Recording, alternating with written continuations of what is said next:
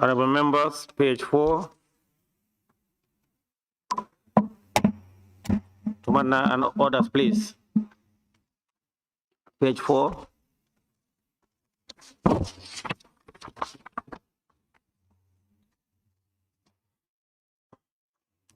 Page 5.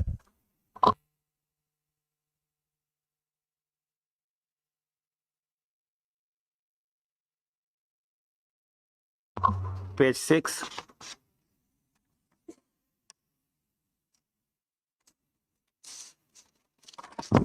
Page 7.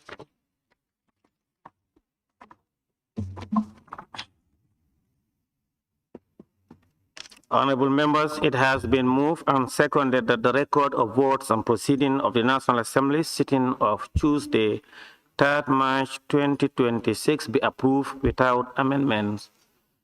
Those in favor, please say aye. Those not in favor, please say no. The ayes have it.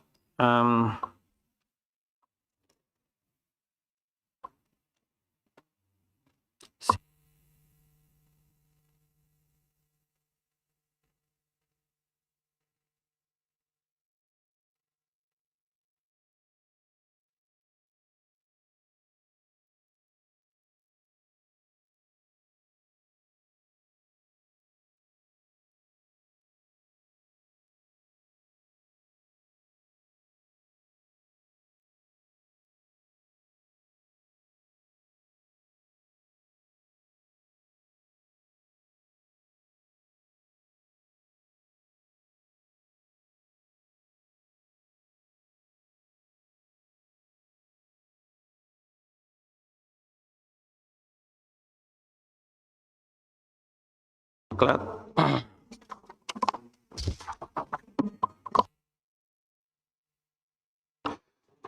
Questions for oral answers.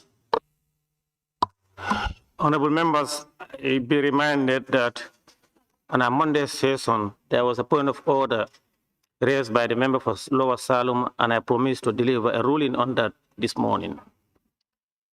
And as promised, I intend to deliver my ruling. And now, honorable members, I wish to deliver my ruling on the point of order raised by the honorable member for Lower Salem during the sitting of Monday, 2nd March 2026, concerning the request by the Honorable Attorney General and Minister for Justice to withdraw the Vetting Bill 2023. The point of order rests on the interpretation of Order 76 sub 1 of the standing orders, and where, given that the bill had been referred to a committee, it may lawfully be withdrawn at this stage. This matter requires clarity, constitutional perspective, and firm guidance from the chair. Order 76 sub 1 of the standing orders provides, and I read, the person in charge of a bill may make a motion with notice for withdrawal of a bill at any stage before it has been read the third time, except when the bill is before a committee. There is no dispute that 1, the Attorney General and Minister for Justice is the person in charge of the bill. 2, the bill has not been read the third time.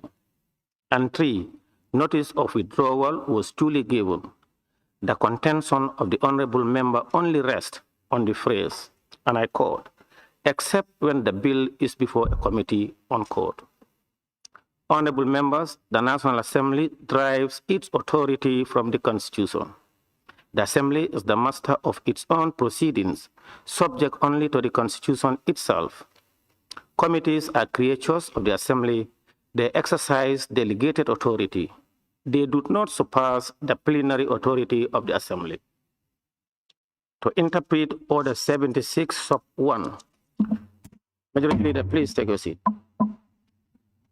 To interpret Order 76 sub 1 in a manner that permanently removes from the Assembly the power to withdraw a bill once it has been referred to committee, would elevate committee procedures above plenary authority, restrict the constitutional control of the Assembly over its own legislative agenda, and create procedural rigidity inconsistent with parliamentary sovereignty. Such an interpretation would be inconsistent with constitutional principle. The Assembly retains ultimate control over every stage of a bill until it is passed or rejected. Honorable members, the phrase "I quote," except when the bill is before a committee on court, must be read purposefully. The prohibition is intended to prevent disruption of active committee proceedings mid-deliberations without formal notice or procedural order. It cannot reasonably be interpreted to mean that once a bill is referred to committee, the sponsoring authority loses all ability to seek withdrawal until the committee completes its work. If that were the case, the Assembly would be compelled to allow committees to expend time and public resources, conduct hearings and deliberations, and prepare reports, even where the government has formally indicated that it no longer intends to proceed with the bill. That would be legislative inefficiency elevated into procedural doctrine. Standing orders are designed to facilitate orderly business, not to compel the continuation of processes that serve no legislative purpose. Honorable members, committee proceedings involve administrative expenditures, technical consultations, public hearings, and staff time and public resources. Where the sponsor of a bill formally notifies the Assembly of withdrawal, insisting that the committee continue deliberations merely because the bill was referred would amount to a misuse of parliamentary time and public funds. This Assembly must not allow its procedures to become instruments of waste or obstruction. Legislative efficiency is a constitutional responsibility. Honorable members, the point of order raised suggests that the referral of the bill to committee creates an absolute procedural bar to withdrawal. With respect, that interpretation is overly rigid and fails to appreciate: 1, the supremacy of plenary authority; 2, the purposive construction of standing orders; 3, established parliamentary practice; 4, the Assembly's inherent control over its agenda. The standing orders do not exist to trap the Assembly into procedural paralysis. They exist to ensure order, fairness, and efficiency. The Attorney General complied with the requirements of notice. The bill has not reached third reading. The Assembly remains seized of the matter. There is therefore no procedural impropriety. Honorable members, on previous occasions in this Assembly, bills have been withdrawn after second reading and referral to committees, where notice was given and the Assembly granted leave. That practice affirms that the Assembly retains control at every stage prior to final passage. Comparative Commonwealth practice similarly recognizes that withdrawal is permissible before third reading, subject to the will of the Assembly. And ruling, accordingly, I rule as follows. 1.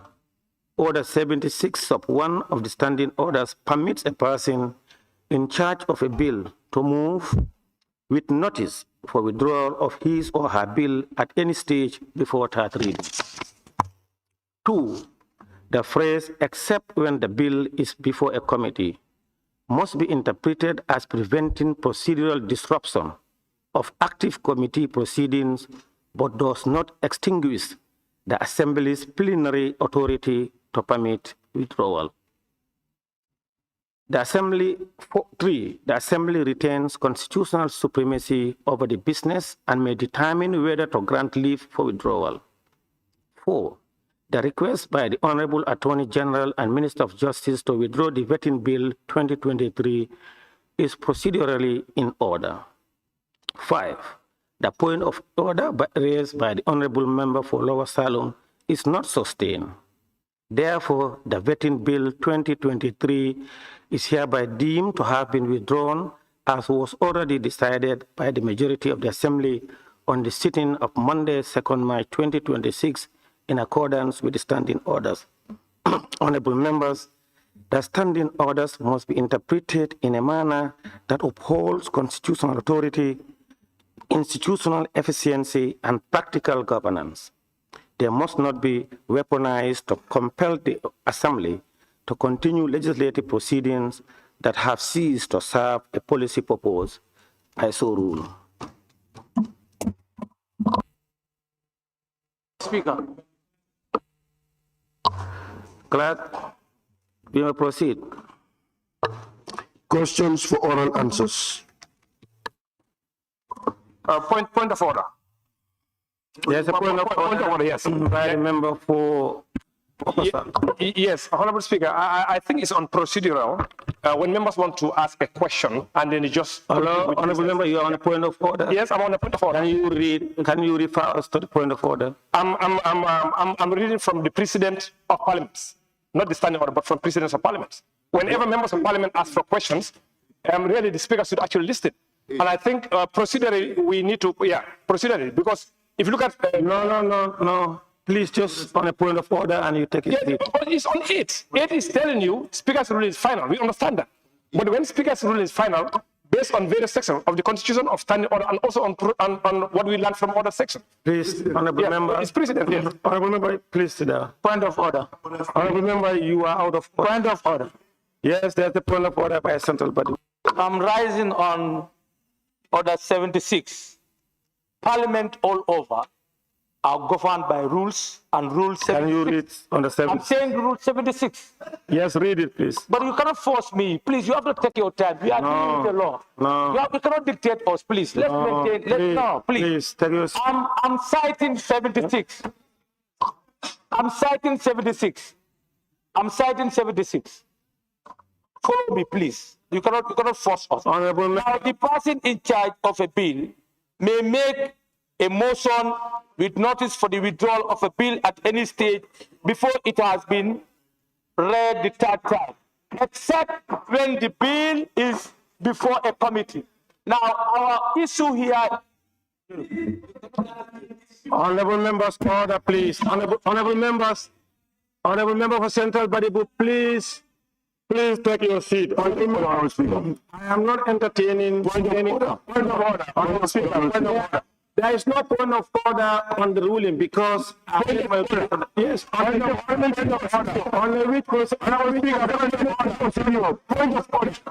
can we have a point of order? Point of order, Speaker. Point of order. No, can we have a point of order from Lawson?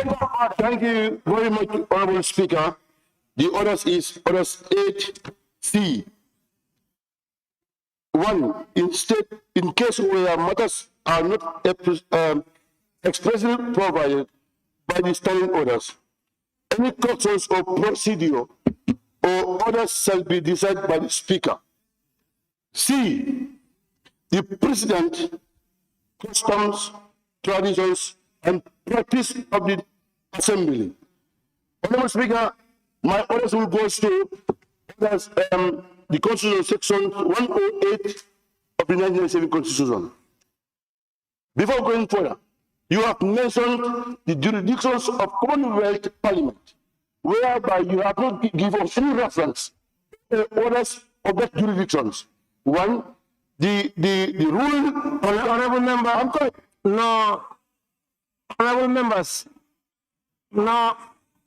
Oh, please take your seat. Let me address it first. Let me address it first. Honorable members, order. No, order. You cannot run and run here. No, you cannot do that. Please, Central Body. Order. Honorable member, please switch off your mic, please. No. Switch off your mic. Honorable members. Order, honorable members. Honorable members, you know very well you are out of order. Use your mic.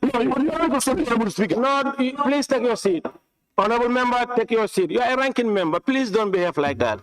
Honorable members, we all know what the point of order you people are rising to. You are out of order. You people, don't use your mic, please. Order, honorable members, order. You should allow me to exhaust my point of order. Let me come. Please take your seat. Central Body, we are senior member. Don't behave like that. No, don't do that.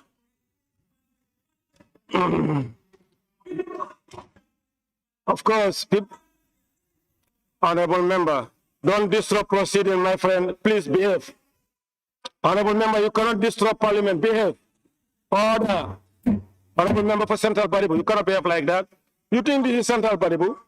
This is not Central Baribu. Order, honorable members, order. Honorable members, they know very well it's out of order to subject speaker's ruling to debate or for questions. No. I'm not allowing it. No, honorable members, you know the process to take if you want to challenge this ruling. Point of order, Honorable Speaker. No, you cannot raise a point of order based on my ruling. No. Clarification. No. Honorable Speaker, you resist. You allow me to exert. No. No. No, we are going to proceed. No. Clerk, let's proceed. Clerk, let's proceed. You allow.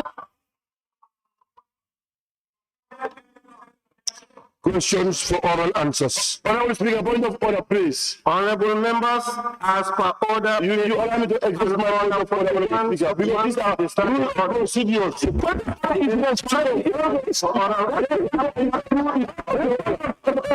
is this? What are you doing?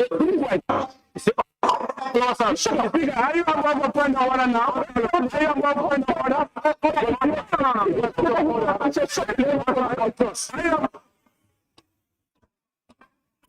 Are you above a point of order now? Member for Lower Salem, take your seat. Please.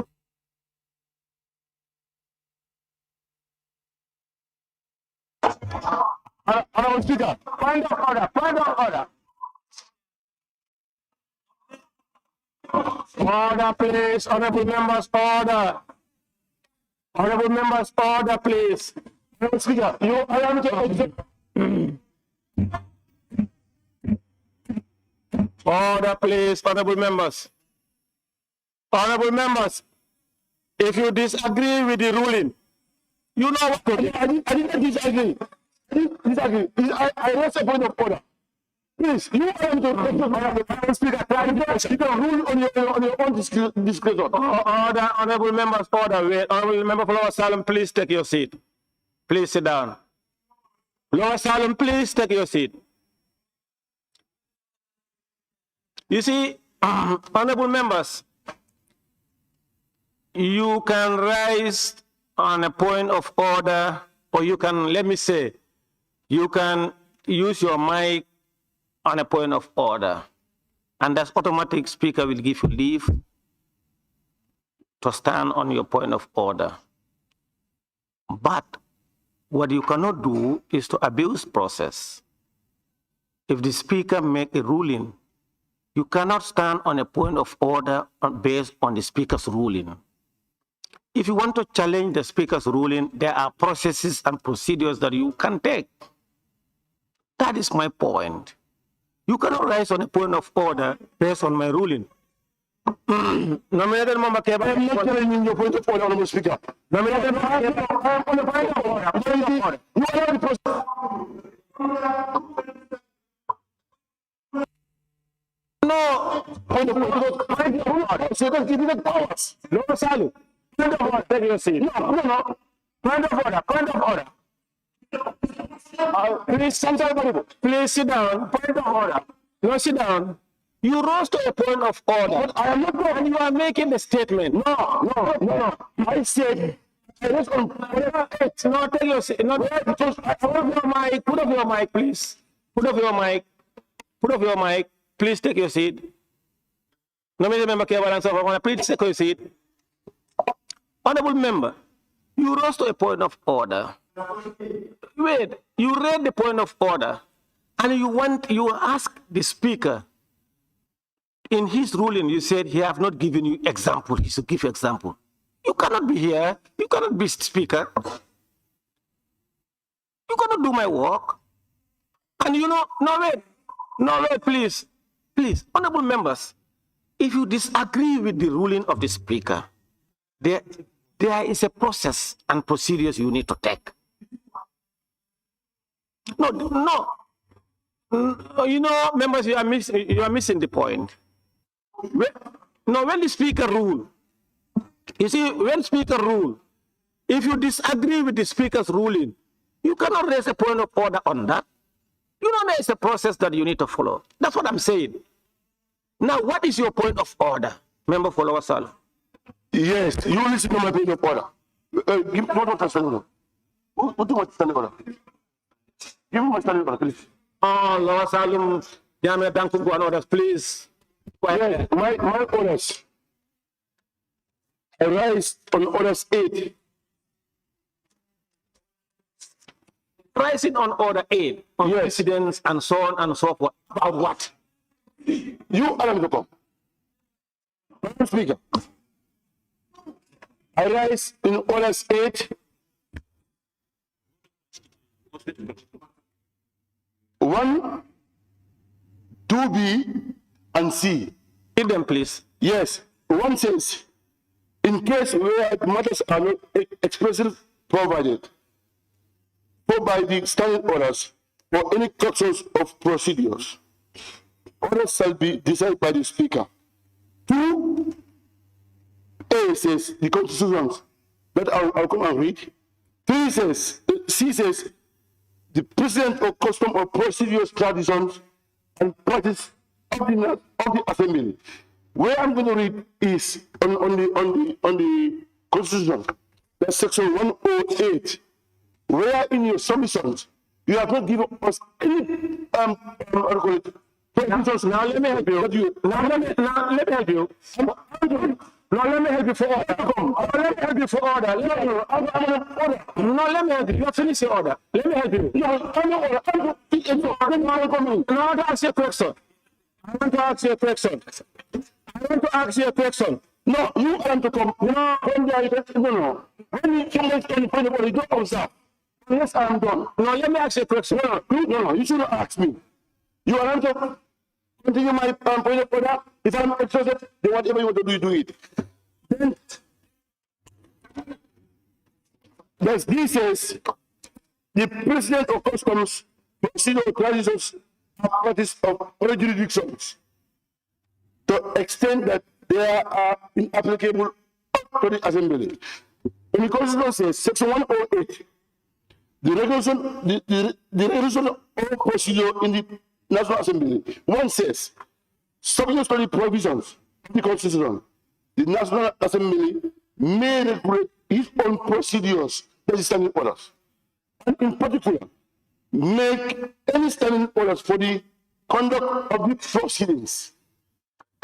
That 2 says, withstanding anything to the contract of the constitutions or any other laws, no decisions, order or directions of the National Assembly or any of its committee or any speakers relating to the standing orders of the National Assembly or any applications or interpretations of the standing orders or any act done by the National Assembly or the speakers under the standing orders shall be inquired by any other into any courts. Honorable Speaker, my orders here is, you have stated that in your ruling, there is a constitutional provision that you don't mention in your ruling. In other jurisdiction also, you have mentioned in other jurisdiction, you could have tell us the procedures that this and this in this jurisdiction, so these orders are applicable. In the constitution that you have mentioned, in constitution, this provision is applicable. It's very good to understand. This is my submission, Honorable Speaker. Honorable member, you are out of order. No, member Kevalang Fofana, you have the floor. Honorable Speaker, let's proceed. Because what I was going to propose is You are out of order. Okay, let's proceed.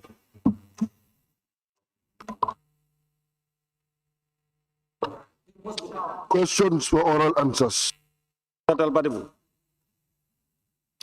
Honorable members, as per order paper and order 41(1) of the standing orders, today is questions for oral answers.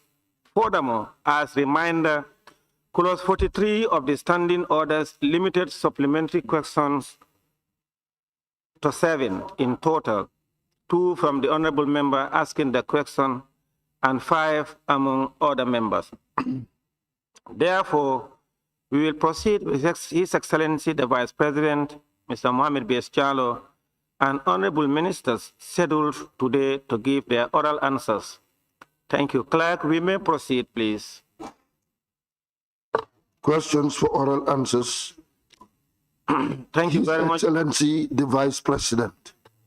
Thank you, Your Excellency, Mr. Vice President. Please, you may move to the podium.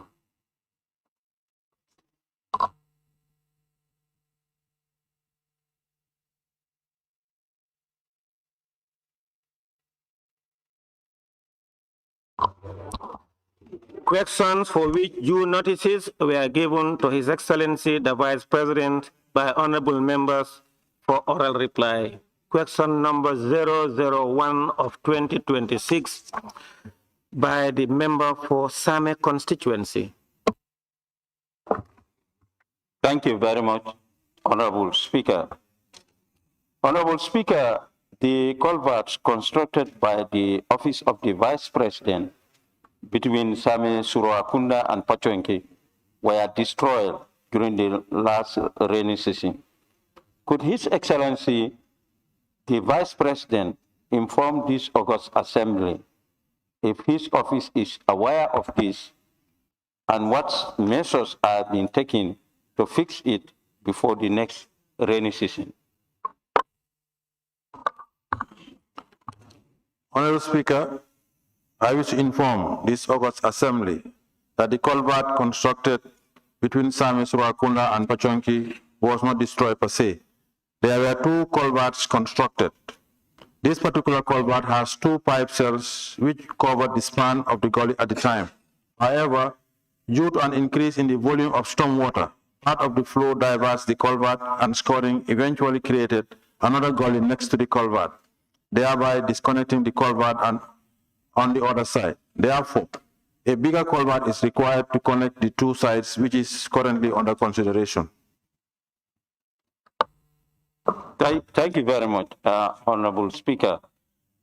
His Excellency, as you put it, you are quite right that there are 2 culverts. But the first one, that is the bigger one, it is somehow not completed, I can say, although people are crossing. But the second one is already destroyed. Nobody can cross that. I don't know, after the completion, did you get any information from your office? Honorable Speaker, like I said, my office informed me, and I know the honorable member knows that I had also visited the place. My office informed me that it's not the culvert itself, because of the amount of rain, the amount of water that came in, that actually created the side, this thing, not the culvert itself. But that notwithstanding, they are currently looking at, try to create another culvert to solve the problem.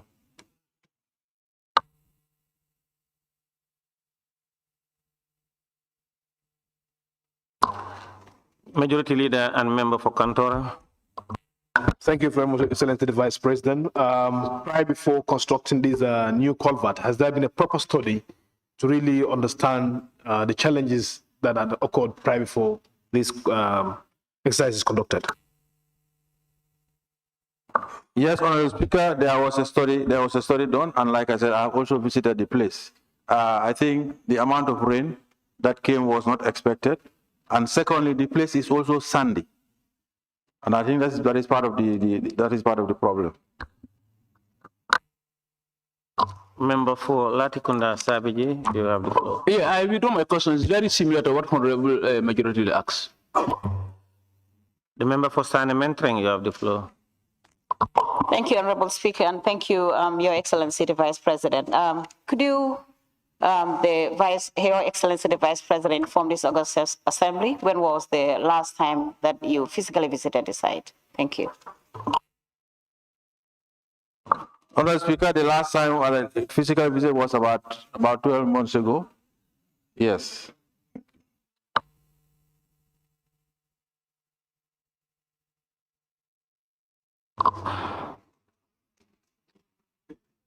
The member for Brikama North and Minority Leader.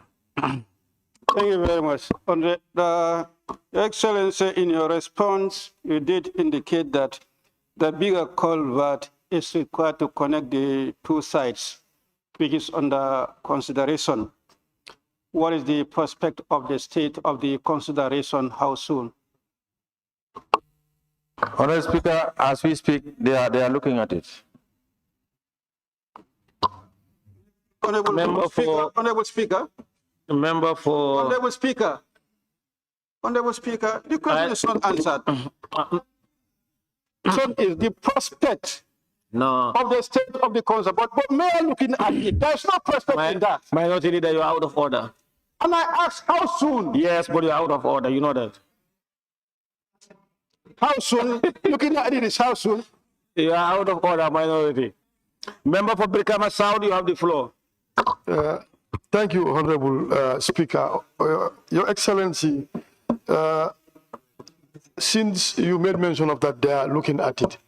But is there any possibility of meeting the timeline before the next rainy season for it to be constructed in order to avoid recurrence of water support? Honorable Speaker, when I say they are looking at it, how soon that is now. We are already on it. That's what my response meant. No. You cannot do that. No, please, order. Question number 002 of 2026 by the member for Latikunda. Thank you very much, Honorable Speaker. Honorable Speaker, the President of the Republic recently launched 15 million enterprise fund for the National People's Party Women's Wing. Could His Excellency, the Vice President, inform this August Assembly whether the public funds, including monies from the Consolidated Fund or any other state-owned enterprise, were used to finance the 15 million fund, and provide details of the source of funds? Honorable Speaker, I wish to inform this August Assembly that public funds are not used for this initiative.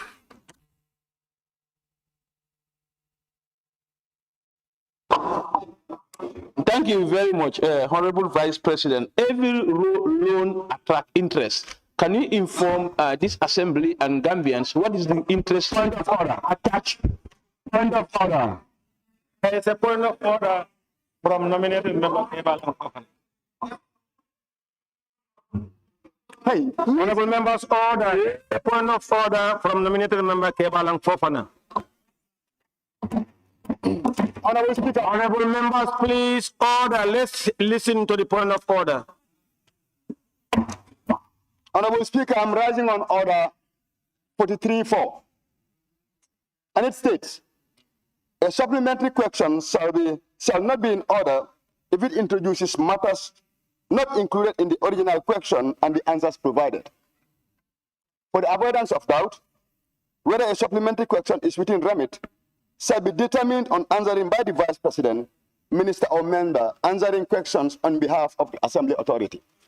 Honorable Speaker, the original question is premised on whether the Women Enterprise Fund included public funds or monies from SOEs and the sources of the funds. And the response from the Vice President was no public funds were used. The honorable member made a supplementary question with regards to the interest attracted to it, which was not included in the original question or the answer that came from the Vice President. So it is my proposal that you decline his question. Thank you. Thank you, honorable members. Order sustained and question rule out. Yeah, one more. move a motion for the fact that. Can you please sit down? I'm expected to give my question. Honorable Speaker, I have already get me for answer my question. Honorable Speaker, can you?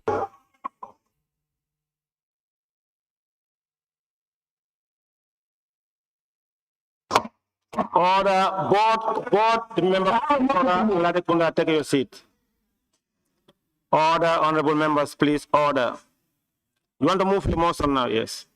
Please. Thank you very much, Honorable Speaker. I want to move a motion for the fact that question 0203 and 04 and 05 are all not within the remits of public fund, should be expunged from the. Thank you. Order, honorable members, order. Honorable members, order. Order, honorable members. Order. Order, please.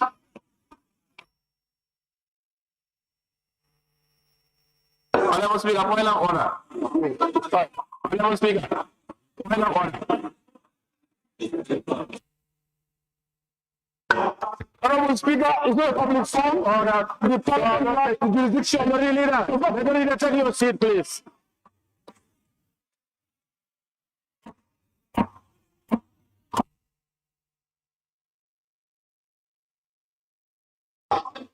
Latikuna, member for Latikuna Sabiti. Honorable Speaker, point of order, please. Order.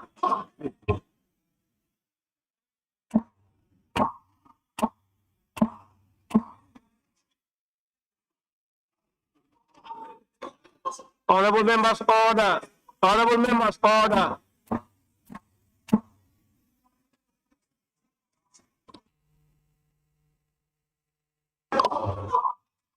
Honorable members, order. Majority leader, you have not come properly.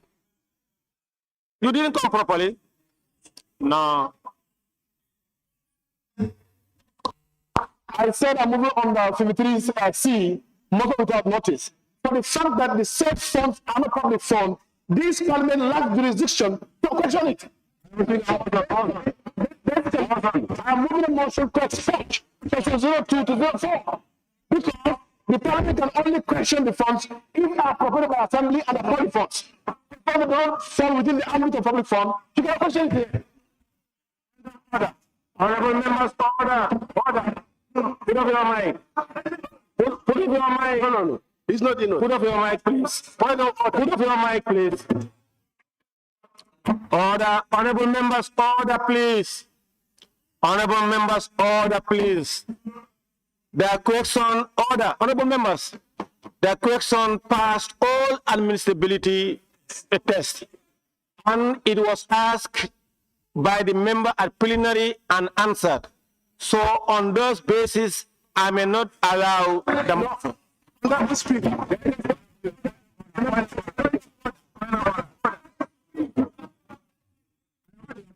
Please. You know, it's also an answer already.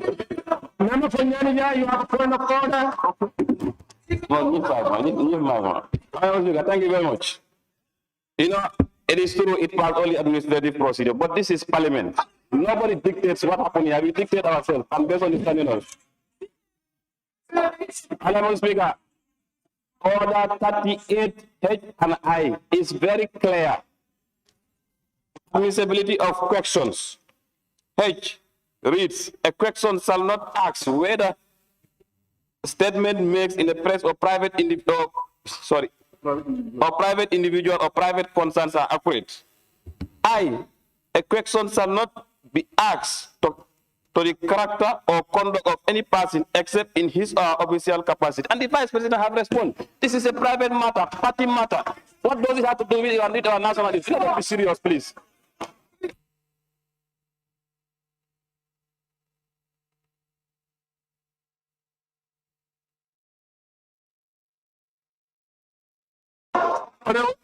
Honorable Speaker. Honorable Speaker. Honorable Speaker. You are a ranking member. You are violating the law. No. I'm just telling you on the procedure. No, you are violating. No. There is a point of order. Before the point of order, there was a motion that you allow on the floor of the House. Oh, no. Please, Honorable, take your seat. No, that was a motion. Honorable members, order, honorable members, order. Honorable members, you know, duty to administer questions rests on the speaker solely. And in this instance, Speaker admitted it a couple of weeks ago. Honorable members, Joshua and Lower Salem, you always raise point of issues. When the speaker is responding, you are busy discussing. That is why even on the issue when I was ruling on the motion, you couldn't hear. Now you want to disrupt me on that. No, don't consult here. Consult behind. Go to the lounge and consult there. Not here. Honorable members, the admissibility of questions solely rests on the speaker. And speaker admitted this question from weeks ago. And it was asked in plenary here. I agree plenary is supremacy as I indicated earlier on. But it was asked and answered by the Vice President.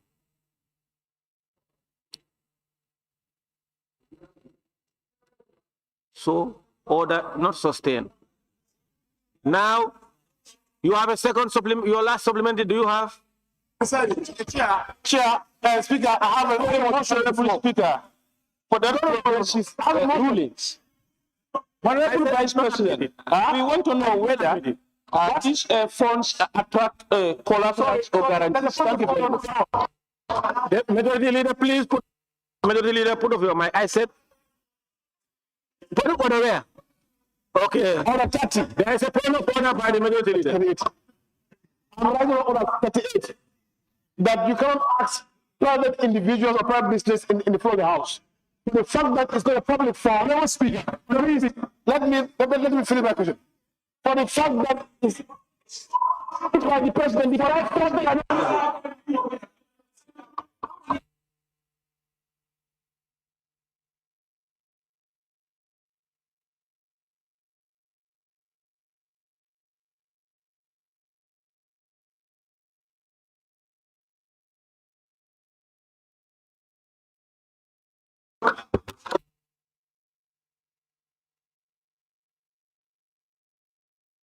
Honorable members, order. Majority Leader, you had the member for Nyanaja. He rose on 38 and I ruled it out. Point of order. And based on 39, let's proceed. There is a point of order from. I hope Honorable Member Kebalang Fofana. I hope your ruling is not on the same.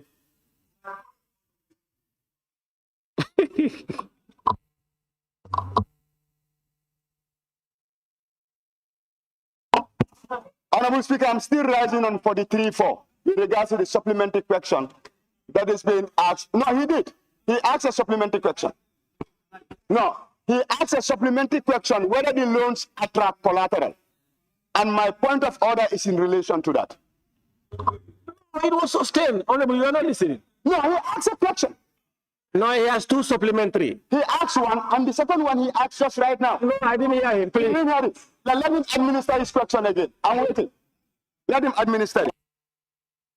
No, he asked. My point of order is in advance. I think you have to. You can.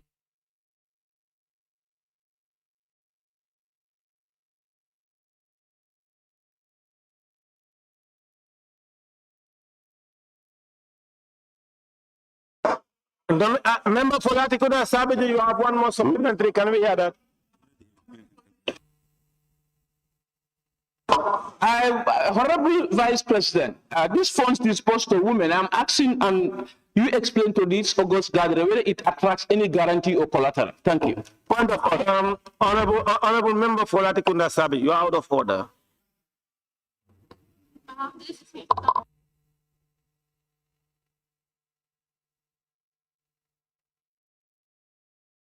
Member for Birkaman North, you have the floor, and Minority Leader. Honorable Speaker,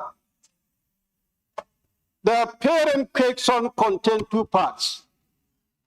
Could His Excellency the Vice President inform this August Assembly whether public funds, including monies from the Consolidated Fund or any state enterprises, were used for finance the 50 million fund and provide details on the source of the funds? Honorable Speaker, the response given by the Vice President answers only one part of the parent question. And that is, his response is, public funds are not used for this initiative. How about the other part of the parent question? Provide details on the source of the funds. You could recall, it was during the Media People's Day. Don't experiment.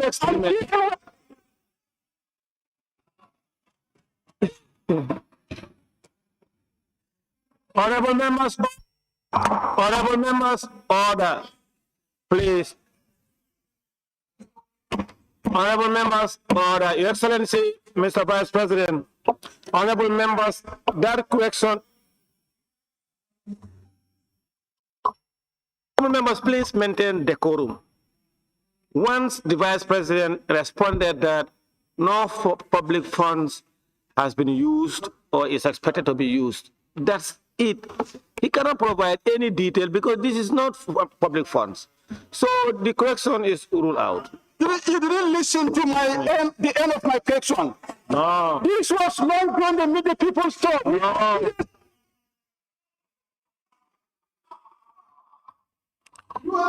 Member for Woolly East, you have the floor.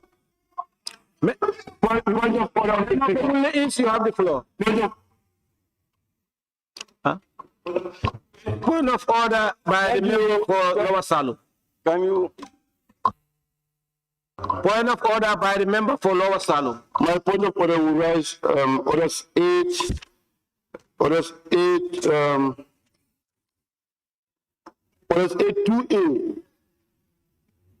Orders 2A, right? In the Constitution, I will read the order 8. 8, yes. 2A, now that I will read 2A.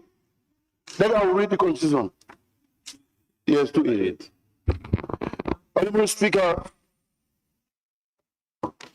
probably the 1997 Constitution, 150 of the Constitution provisions that the Constitutional Fund shall be a Constitutional Fund into which shall be paid A, all revenue or other monies rise to receive from the purpose of or behalf of the government, and any other monies raised or received in a trust for other behalf of the government. Honorable Speaker, on his response, he said these monies are not government monies. And the charge of the Vice President to represent government, but not a political party. He is account for government businesses. That's Section 77B. He's only charged for the government business, but not other political parties. I think you rule out this thing, we continue.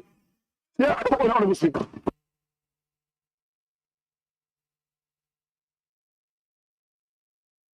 Honorable members, order. Honorable members, order.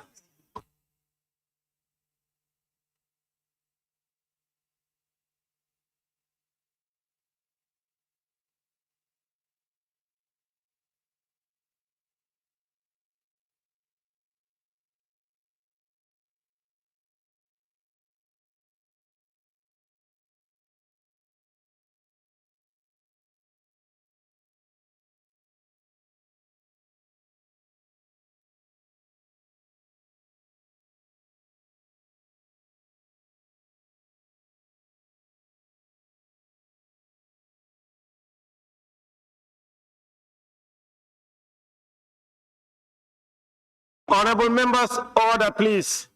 Order. You know, member for Lower Salum, prior to your order, and in fact, the Vice President made it very clear, Senate. The Vice President made it very clear, this is not coming from the public funds. I cannot agree more. Member for Woolly East, you have the floor.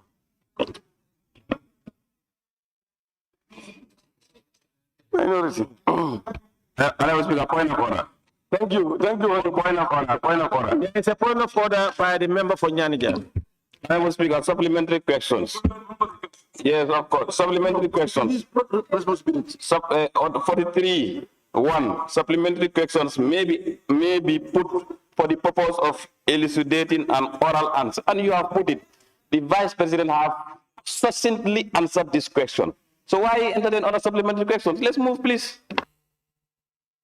No, honorable members, you know, as you read, honorable members, you cannot rule the point of order. If you have a point of order, you have to be quiet and allow me to make ruling. You've, of course, indicated what the Vice President responded, and that is it. But that doesn't ban members from asking supplementary questions. If the supplementary questions are not in line, then they will not be sustained. That's all. Will you please, you have the floor. Point of order, Honorable Speaker. There is a point of order by nominated member Kebalang Fofana. Honorable Speaker, 38I. A question shall not be asked as to the character conduct of any person except in his or her official or public capacity.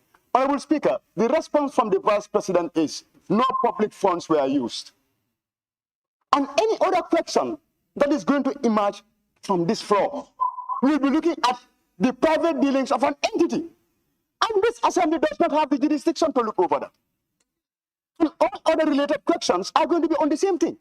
So should we wait for point of orders or should we do the needful? Thank you, Honorable Speaker. I submit. Honorable members, order. Order, honorable members, order. Honorable members, order. You know, we must not preempt future questions. My duty and members is to be guided by the standing orders. If a question is asked and it's not in line with the standing orders, the Constitution, or our procedures, we will definitely do the needful. Let's progress. As we did in the past, I have declined some supplementary questions. So let's proceed in the interest of time. Willis, you have the floor. Thank you very much, Honorable Speaker. Honorable Speaker, the government is managing the resources of the state. How can you? The government. We can't hear. We are not hearing you here. Can you speak a bit louder, please? I say the government is managing the resources of the people. And if that same government comes up with a big sum, like $50 million, it is in the interest of the government to come transparently and explain to the people such big amount. And that's why we want the Vice President to be kind enough to explain the scenario surrounding this 50 million so that we will be able to get rid of all the rumor regarding Honorable member. Can you do it? Honorable member. Can you help explain to us what this money is about? Thank you. Order, honorable members, order. Honorable member for Willis. You know very well this is not government fund. This is not government project. You cannot say that the government came up with 50 million project. You are out of order. That is not correct. No, that is not correct. No, no. No, you are not. Member for Serekunda, you have the floor. Yes, thank you very much, Honorable Speaker. Honorable Speaker, for the purpose of clarity, already there exists a fund with the same nomenclature with that of the NPP. So does this not raise an eyebrows? Because there is a Women Enterprise Fund that is budgeted for in the 2026 budget, which is administered by the Women's Bureau. So will this not raise eyebrows? Honorable member, you know the nomenclature is not the same. That is false. You cannot say that. No. No, you cannot say that. No. This is the name of a party. NPP, Women Money, something, something. And this is, and this one is a national something, something. Honorable Speaker. Honorable members. It's the same. No, it's not the same. You are out of order. Brikama South, you have the floor. Thank you very much, Honorable Speaker.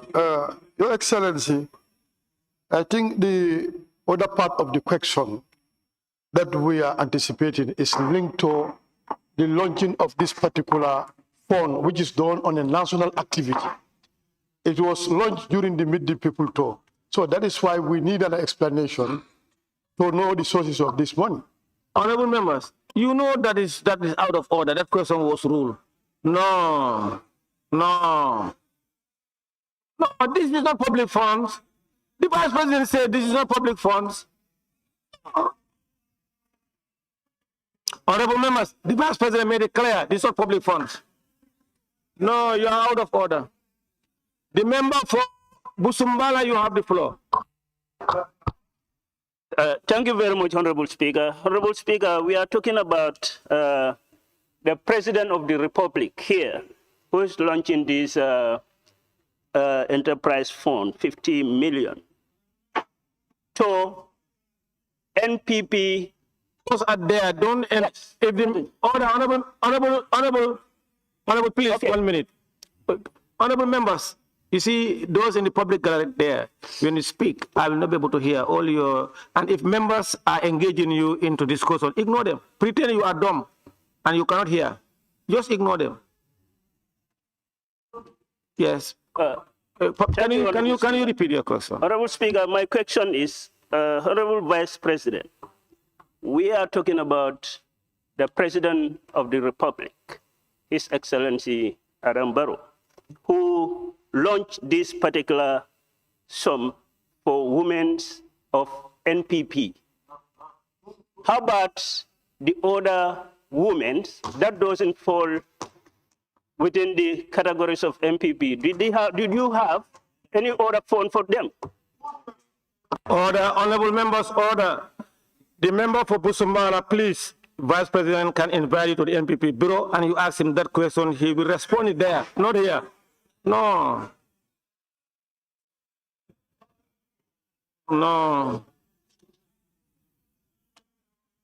Order, honorable members. Question number 003 of 2026 by the member for Latikunda. Thank you very much, Honorable Speaker. Honorable Vice President, could you explain to this August Assembly why a 15 million enterprise fund was launched specifically for women of a single political party rather than through the existing Women's Enterprises Fund under the Ministry of Gender, Children and Social Welfare? You see,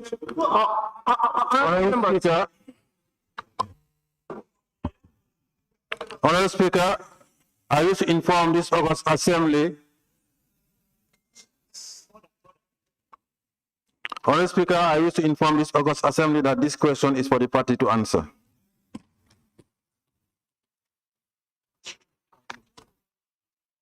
Question number 004 of 2026 by. Okay, thank you very much, Honorable Speaker. Honorable Vice President, can you inform this Assembly? Can you inform this Assembly if the disbursement of $50 million to a political party's wing, spearheaded by the head of state? Honorable, please take your seat. Honorable member, he said this question is for the political party, not the Vice President to answer. Honorable Speaker. No, Honorable Speaker. No, you can go to the party and ask that question there. No, not here. No, not here. No, Honorable Speaker, it's not for the party. He's here on the put up your mic. All right, final question, go ahead.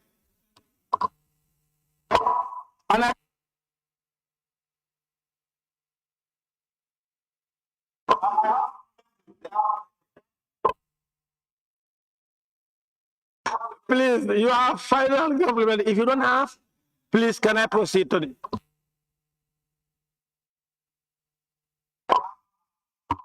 Thank you very much, Honorable Speaker.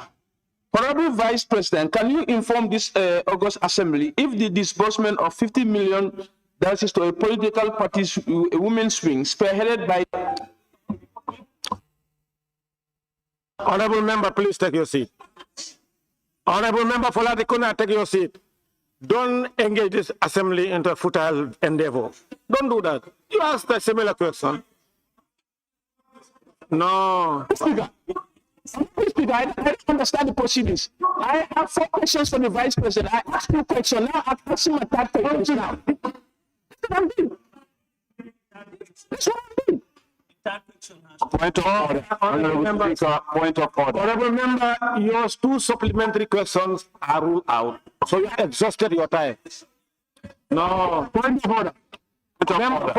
There's a point of order by member for Serekunda. Yeah. Thank you very much, Honorable Speaker. Order 41, questions for oral answers. There is nowhere in this provision that limits questions only to governance. It's open to everything. Honorable member, you said you are writing on order 41. Yes. Can you read it, please? Order 41, yes. Questions for oral answers shall be taken on those Wednesdays on which the Assembly is in session. Where questions to the Assembly authority are to be taken, they shall be taken immediately after question to the Vice President and Ministers. So now, what is your point of order? Yes. What is your point of order? My point of order is that this has been a national discourse. So it's a question which is valid. And this standing order is not limiting us only Honorable, you are out of order. governance.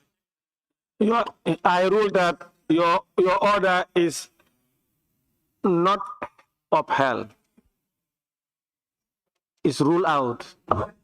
Honorable Speaker, point of order. There is point of order by the member for Fonyi Bintang. Thank you, Honorable Speaker. I am rising on point of order 43.1. It says supplementary question may put for the purpose of elucidating an oral answer. Now, it says 2, the member in whose name the question is listed may ask up to 2 supplementary questions. Up to 5 other members may ask one further supplementary question. Now, what I'm driving at is, the member for Latrikunda asked 1 question, and in the process of coming up with another question, he interjected. You understand? Now also, he raised right to even want to talk about it, and you interject. You are out of order. So I am calling you to a point of order, Honorable Speaker. You are out of order. Sit down. You are out of order. Yes, member for Fonyi Bintang, you have the floor. Thank you, Honorable Speaker. Honorable Speaker, the Vice President is here on behalf of the President, and the President is the leader of the NPP party. On that note, we are putting the question to the President and to the NPP party in this regard. Our questions still remain the same. Why is it singled out that the 50 million is only NPP women? Honorable Speaker. Okay, Honorable, sit down. Point of order, Honorable member for Fonyi Bintang Karanai. Point of order, Speaker. Honorable member for Fonyi Bintang Karanai.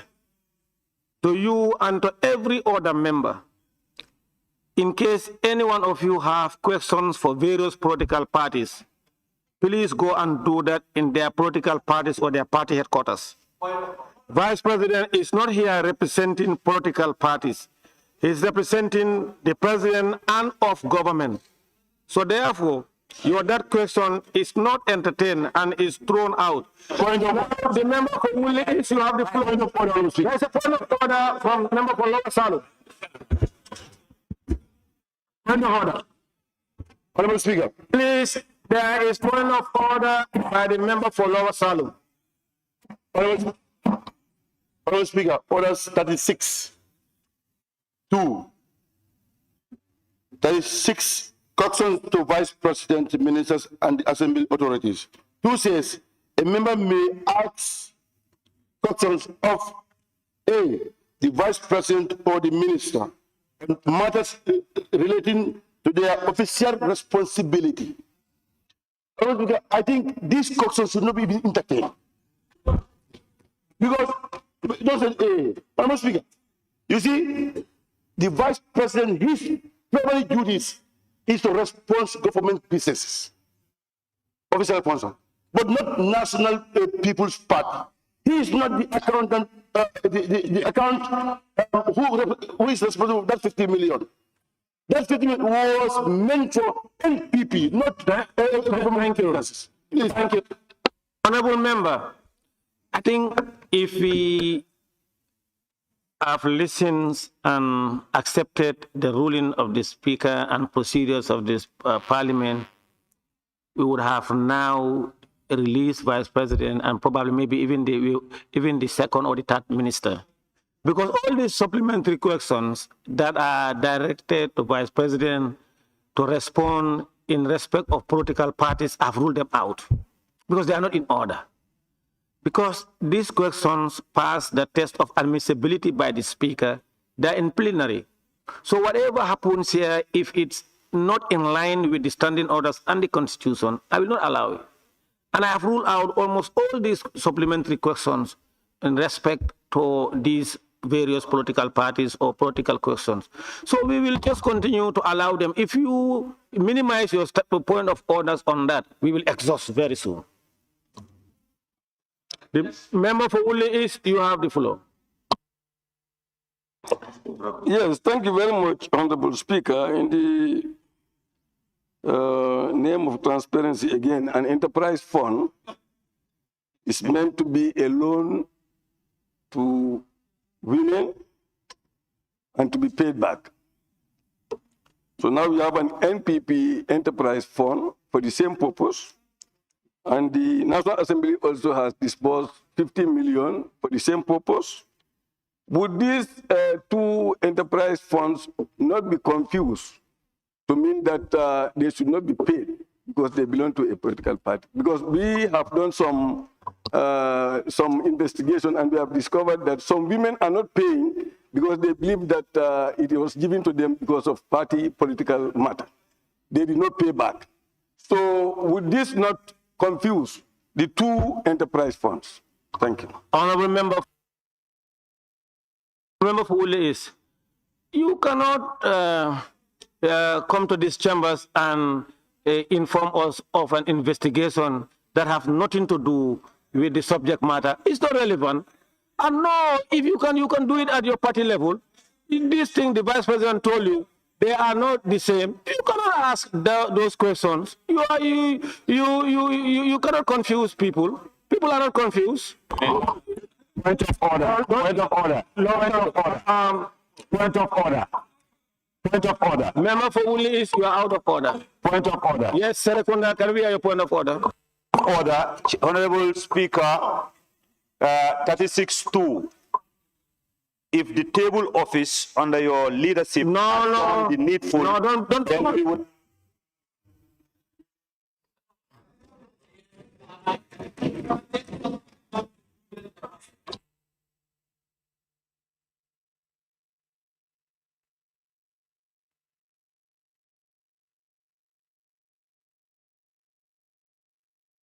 Honorable member for Serekunda, please take your seat. You know, table office, please take your seat. No, but I am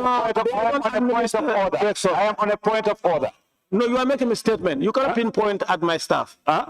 What? You are pointing fingers at my staff. You cannot do that. Make a point of order. Because you are also equally throwing words on me. Oh, please withdraw that. Don't say that. You cannot say that to the speaker. You cannot say that. Point of order, 36-2. No, but you cannot say any word that you want to the speaker. You cannot say that. You have to choose your words. Please, go ahead. Your point of order. My point of order is that if you have done the needful, then this question would have not been admissible. Honorable member, so you cannot take your seat. Honorable member for Serekunda, you cannot insinuate that the speaker have not done his work. You cannot dare say that. No, withdraw. When the member for Woolly, withdraw that statement. Honorable member for Serekunda, can you withdraw that statement? You cannot say the speaker. You are the very one. No. Other honorable members. Honorable member. Member for Serekunda, take your seat and listen to me. No. Wait. You want me to take my seat? Honorable member, you cannot say that if I have done the needful. You cannot insinuate that the speaker have not done his work. That's what you said. Honorable member for Serekunda, did you say that? Use your mic. Yes, I say that. Okay, wait. Can you withdraw that? No, I cannot withdraw because it is already admitted. Honorable member for Serekunda. Your good office. Honorable member for Serekunda. This question. Honorable member for Serekunda, can you withdraw? How can I? And no, withdraw that. You cannot say that. I'm going to send him out.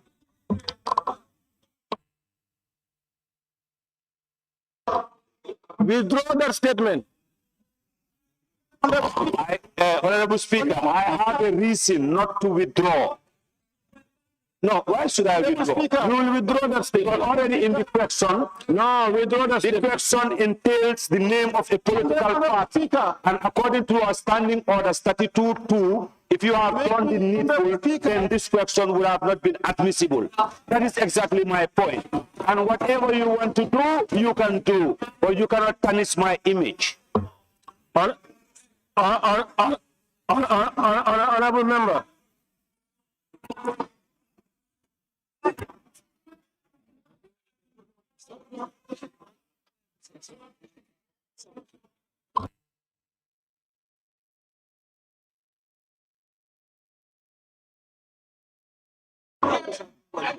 Honorable members, order. Honorable members. You see, honorable members, we cannot turn this chamber into a joke or laughing stock. The honorable member for Serekunda is making very dangerous statement in public. He cannot do that. No, wait, honorable members, member for Serekunda, you cannot say the speaker have not done the needful.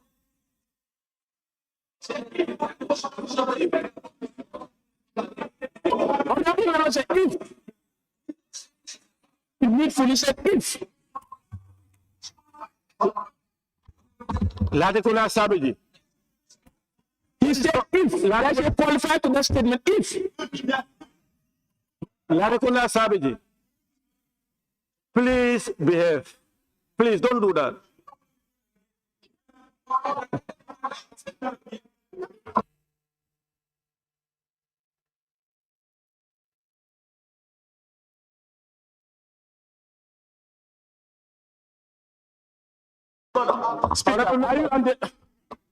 Honorable members, we should not allow members to make deliberate statement and statement that goes to demean people or their offices or their act, especially in the service of national duty.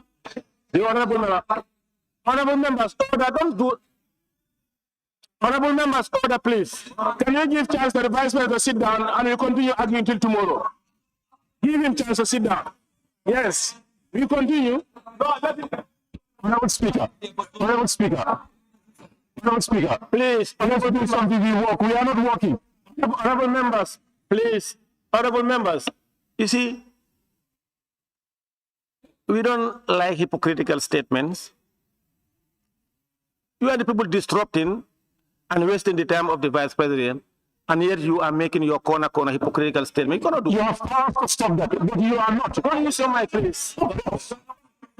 You are the one doing whatever is. Honorable Speaker, Honorable members, for the interest of time and we are in Ramadan, I humbly withdraw. Thank you very much.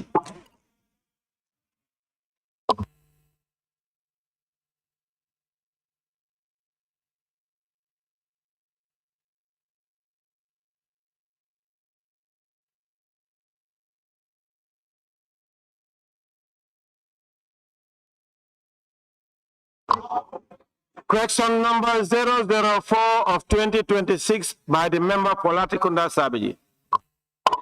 Thank you very much, Honorable Speaker. Honorable Vice President, can you inform this August Assembly if the disbursement of $50 million to a political party's women's wing, spearheaded by the head of state, complies with the Election Act 2026 and Code of Conduct for Public Officers regarding vote buying or unfair use of executive influence in an election year? Honorable Speaker, I wish to inform this August Assembly that is, as stated in my question earlier on, the enterprise fund of the National People's Party is purely a party affair, and any matter relating to a political party's conduct in relation to Election Act should be referred to the Independent Electoral Commission.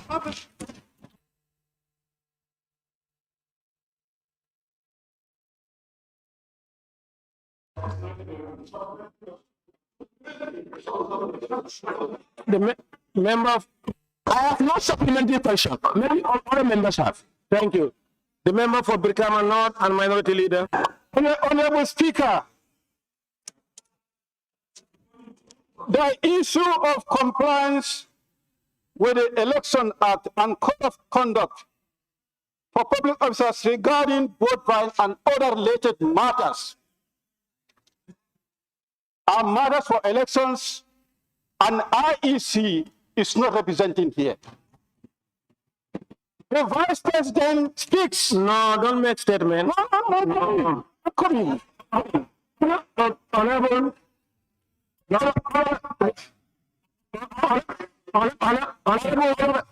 Honorable, when I'm speaking, please. Okay, sit down. Honorable Speaker, point of order. There's a point of order by the member for Fonyi Bintang. Honorable Speaker, I am rising on point of order 43.3. It says the time taken to ask a supplementary question shall be no longer than 1 minute. So long he is within the 1 minute. He is laying the foundation. You should not interject him, Honorable Speaker.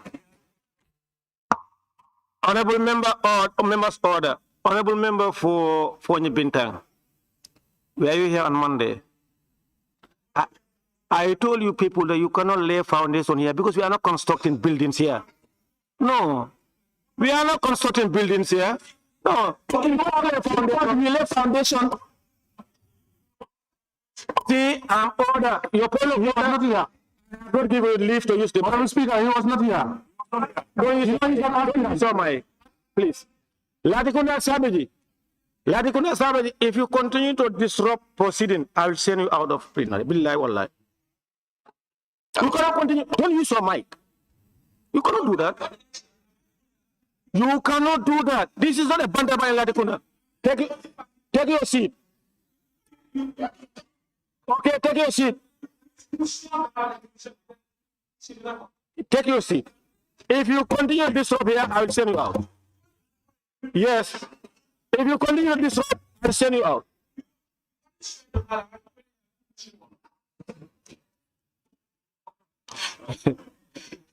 Please, Janjambure and Busumala, he's your neighbor. You better warn him. If you want to, you know, on that day I told him, he behaved. Today he want to misbehave, I'll send him out. Now, honorable members, member for Fonyi Bintang, I told you, don't use your mic. If there are any member who want to lay foundation, go and join the engineers. Not here. No. Member for Brikama North and Minority Leader, you ask your question. Yes, the question is, could the Vice President answer the question on compliance with the Election Act and Code of Conduct? IEC is not represented here. The Vice President answer whether the party or the President action was in compliance with the Election Act and Code of Conduct. Not for IEC to answer. Honorable members, order. The question was asked and fully answered by the Vice President. Your question is out of order. The member for Sanementring, you have the floor. Thank you. Thank you very much, Honorable Speaker, and thank you very much, Your Excellency, the Vice President. Your Excellency, the Vice President, it is fully clear, or it was fully clear, that when you were launching... No, you cannot say that. You cannot say fully clear what? Ask your question. Allow me to learn. No, you are not right.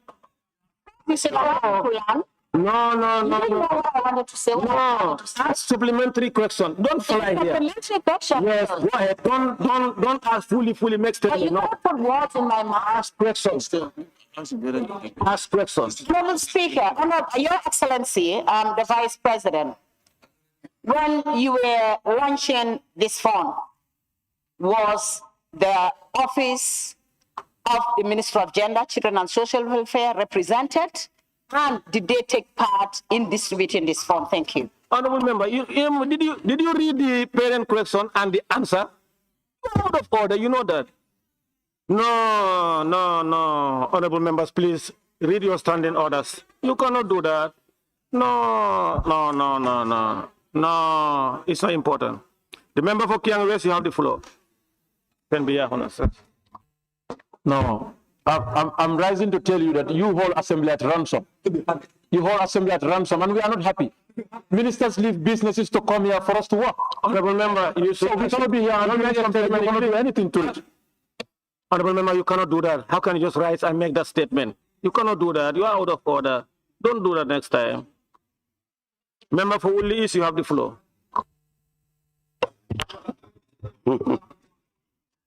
Thank you very much, Honorable Speaker, for being democratic this morning.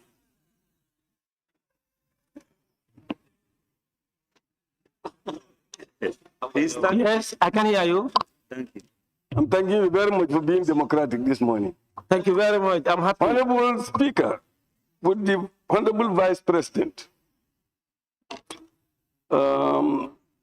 explain if he has advised His Excellency the President regarding this ethical implication regarding such an enterprise during an election?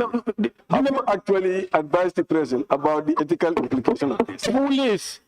Member for Woodley, you are a senior member. You cannot say those statements. No, you cannot say it here. You cannot do that. There is no question about ethical or unethical or whatever. No, you cannot do that. No, member for Woodley. Honorable members, for me, today I am really flabbergasted.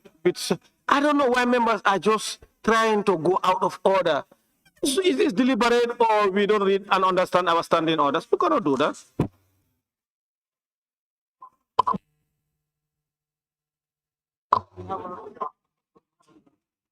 Yes, member for supplementary question. No. Question 005 of 2026 by the member for Latikunda Sabaji. Thank you very much. Honorable Vice President, can you inform this August Assembly whether the state resources, including government vehicles and civil service personnel, were utilized in the planning and execution of National People's Party Fund launch at the party headquarters? Honorable Speaker, I wish to inform this August Assembly that I am not aware of any state resource being used.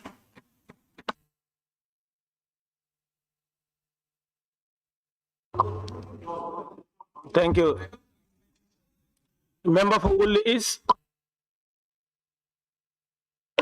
Thank you very much, Honorable Speaker. Would the Honorable Vice President endeavor to find out whether any state resources have been used during this occasion? No, honorable member, you are out of order. He cannot endeavor anything. How can he endeavor? He has answered. He said no. What do you want him to endeavor? No, he cannot endeavor on that. No endeavor. No, he cannot endeavor. There is no endeavor here. No, he cannot endeavor on that. He answered the question. There is no reason you want him to endeavor something that he cannot endeavor. No. The member for Brikama North and Minority Leader, you have the floor. Honorable Speaker and Your Excellency the Vice President, in your response, you did indicate that you are not aware of any state resources being used. In receipt of this question, did you do any finding to establish this fact? Honorable member, no, you cannot be here and be there. No. It's the duty of the Speaker to conduct proceedings in accordance with the law. No. I've answered it clearly. You cannot, a question that is fully asked and answered cannot be asked again. No, you cannot do that. I told you, we don't have midwives here, Honorable, to deliver babies. No, if you are pregnant, go to the health facilities. You cannot deliver that. Honorable, we don't have midwives here to help us deliver. No. Question number 006 of 2020. Yes. Question number, yes, sorry. Member of Busumbala, you have the floor. Honorable Speaker, Honorable Vice President, are you aware that the President was using his state vehicle to attend this particular function? No, honorable members, you see, you are going around the same question. The man asked a question. No, the man asked a question, he responded. And now you are in fact it's worse because you are seeking for his personal opinion. He cannot answer that. That is out of order. Honorable Vice President, we are putting it to you that the president indeed uses official car to attend this function. No, member, you said you are putting it to him. No, he said he have not. That is not a correction. That is not a correction or the out of order. Question number 006 of 2026 by the member for Olyundum and Deputy Majority Leader. You people have... Honorable Speaker,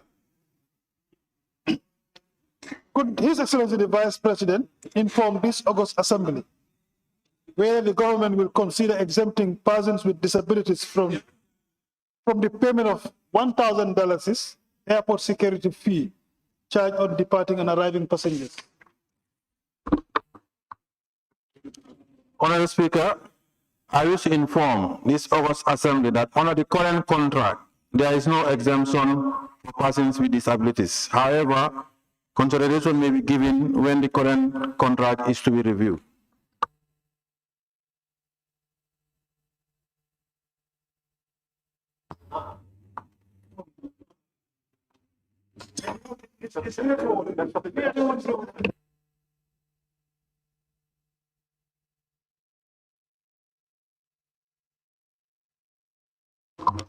Yes, member for Central Badibu. Thank you, Honorable Speaker.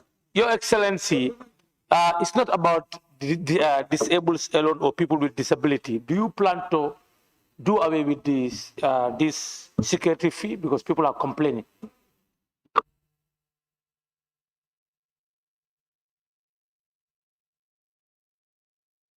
Honorable Speaker, at this point, it is not considered.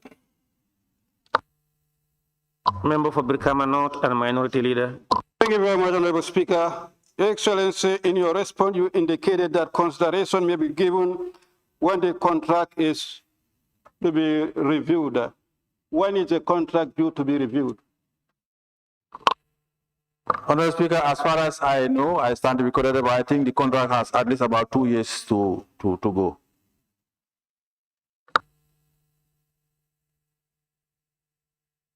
Member for Sani Mentreng, you have the floor.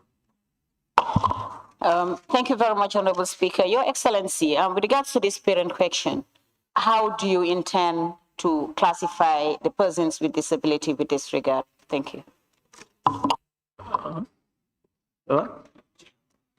Honorable Speaker, I think there are already some standard classifications as far as persons with disability. I cannot say at this point, but I know that the Ministry of Gender and others, I think there are, for the United Nations in general, also have some standard definitions because disabilities differ. Thank you.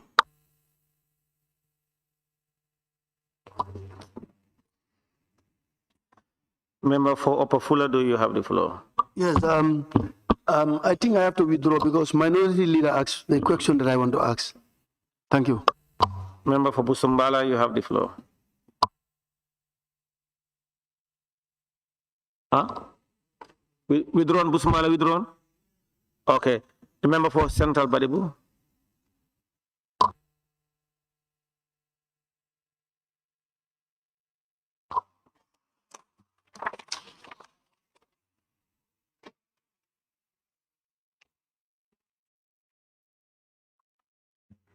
Honorable members, on your behalf, I want to thank His Excellency the Vice President for those answers provided to honorable members. Your Excellency, thank you very much.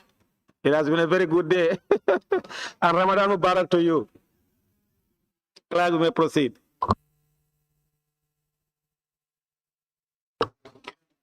Questions for oral answers. Honorable Minister for Fisheries, Water Resources and National Assembly Matters.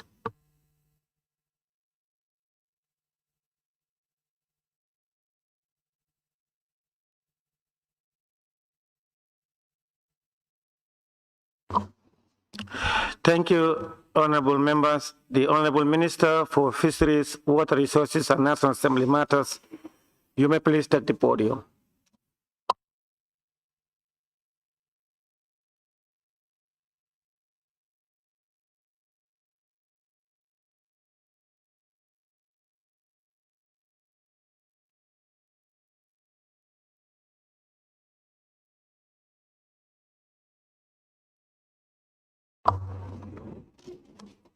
Question number 052 of 2026 by the Honorable Member for Bakau constituency. Thank you very much, Honorable Speaker. Honorable Speaker, despite ongoing investment in the water sector, many communities still lack access to safe drinking water. Could the Honorable Minister for Fisheries and Water Resources inform this August Assembly what measures the government is taking to expand potable water supply, particularly in rural and peri-urban areas?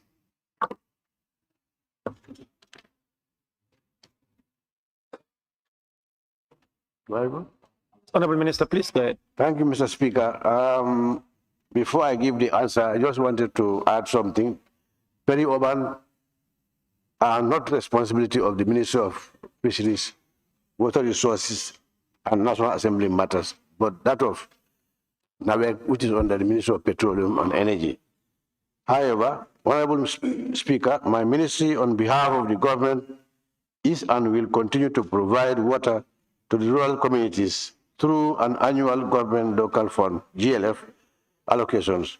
In addition, my ministry, through the Climate Smart Wars project, provided 68 water systems covering 142 communities funded by African Development Bank, which were completed and handed over by the President during the last Meet the People's tour. Relatively, between 23rd and 27th of March of this month, a team from ADB is expected in the country to discuss the second phase of the project, which is targeting 100 systems. Thank you, Honorable Speaker. No further questions. Member for Fonyi Bintankarana, you have the floor. Thank you, Honorable Speaker. Honorable Minister, it seems like based on the question you answered, you are not responsible to a certain extent. But you said you got 150 borehole supplies. In which areas do you have these water supplies? The area, not specifically the villages, but the areas. I said 68 systems covering 142 communities, and it's all over the rural area, including Fonyi.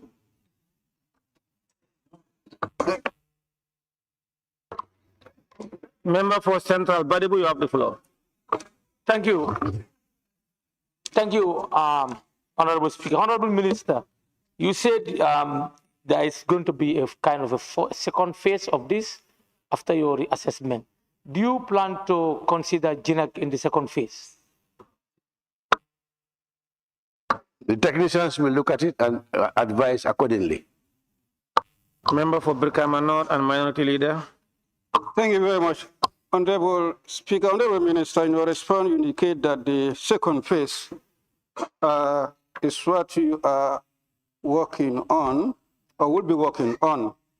And could you inform this August Assembly how many communities are projected to benefit from the second phase? And if that includes communities in Brikama North, Chembuje, Kubune, Bafuloto, Galoya, and then Kasakunda area. Thank you. Honorable, you have virtually created a substantive question. No, please, you cannot dribble like this. No, you are out of order.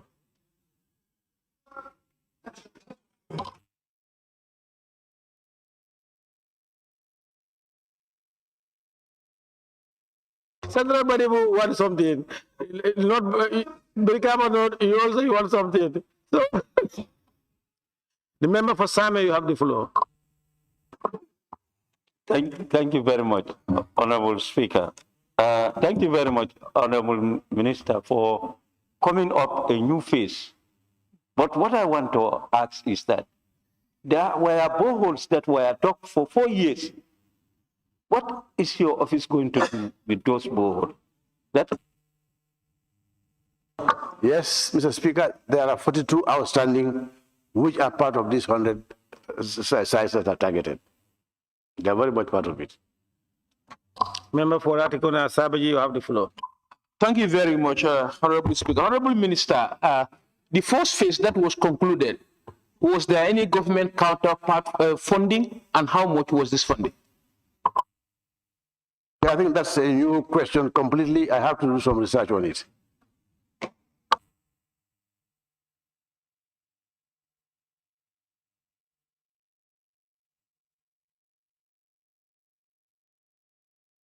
Honorable members, on your behalf, I want to thank the Honorable Minister for Fisheries, Water Resources and National Assembly for those questions provided. Clerk, we may proceed. Thank you. Question for oral answers. The Honorable Minister for Interior. Thank you. Questions for which due notices. Thank you, Honorable Member. Honorable Minister for Interior, you may take the podium. Questions for which due notices were given to the Honorable Minister for Interior by honorable members for oral reply.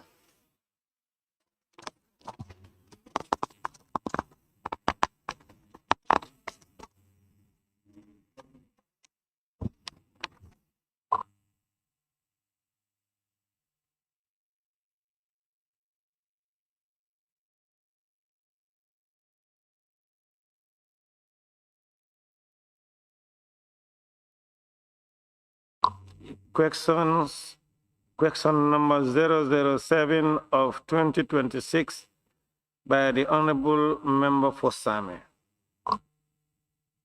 Thank you very much, Honorable Speaker.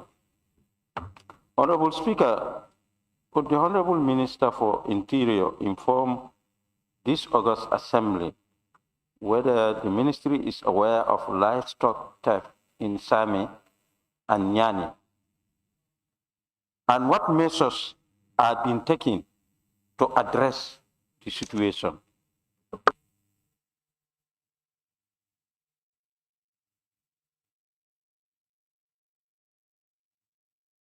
What is the problem?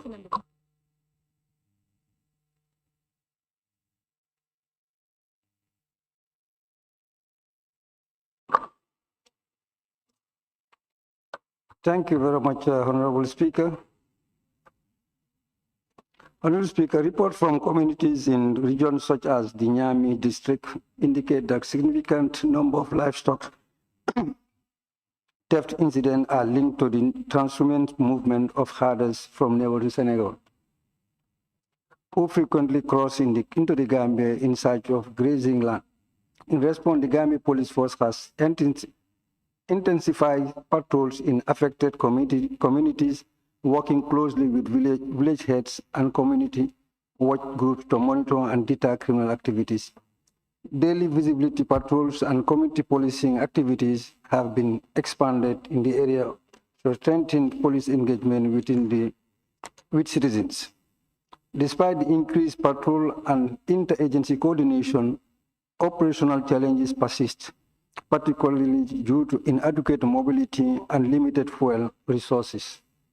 A recent evaluation of border and security infrastructure noted that lack of reliable vehicles and patrol equipment significantly hampers the ability of security personnel to conduct comprehensive patrols and respond quickly to incidents in remote areas. Thank you, Honorable Minister. Honorable Minister, would your office, hence you accept that it is common there, would your office prioritize Nyani and Same, the securities there, to have a mobility so that they can easily monitor these activities? Okay, thank.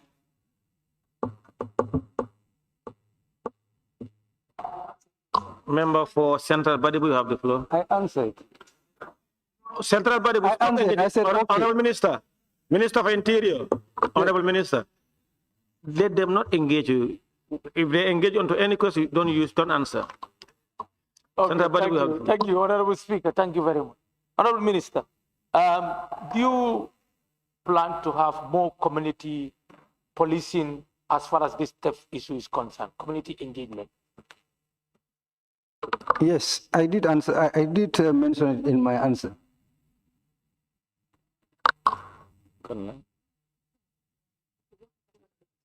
Upper Floor West, you have the floor.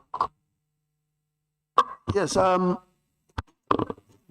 the question that I want to ask to the Honorable Minister, which communities are mostly affected as far as these incidents are concerned? Sabe and Nyani, which of these communities are mostly affected? I can't give you that answer now because I don't have those details. Member for Sane Mentreng, you have the floor. Or the member for Islo Flodo. No, you cannot say after him is me. I saw your tag. I saw her tag. If she is not talking, then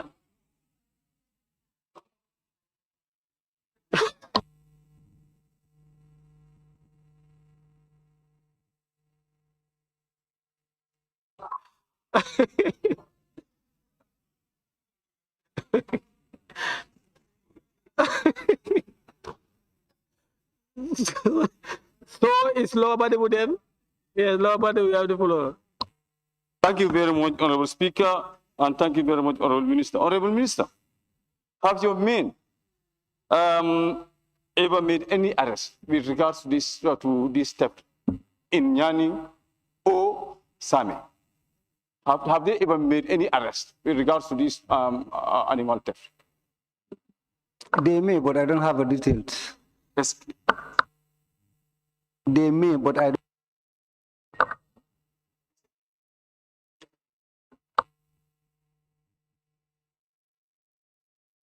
Sane Mentreng, you have the floor. Thank you, Honorable Speaker. Thank you, Minister of Interior. I know you might be having challenges as you constantly talk about mobility constraints.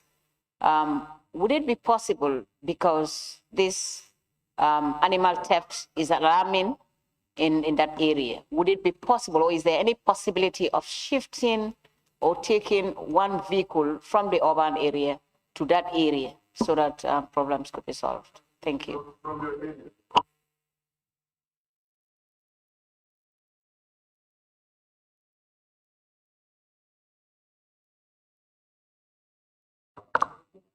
We don't even have enough in the urban areas, so we are just using what we have. But sometimes we do patrol the area.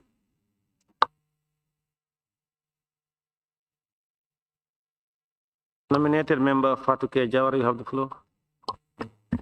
Thank you very much, Honorable Speaker. Honorable Minister, hence you have exhausted all the mechanism, patrols and presence of armed men in street. Do you have any other mechanisms in place to apply apart from this, hence you have challenges of mobilities and others? I did say that in my answer. We are doing community policing, we are consulting with the village head, we have also youth groups, vigilantes, all of them are doing their job.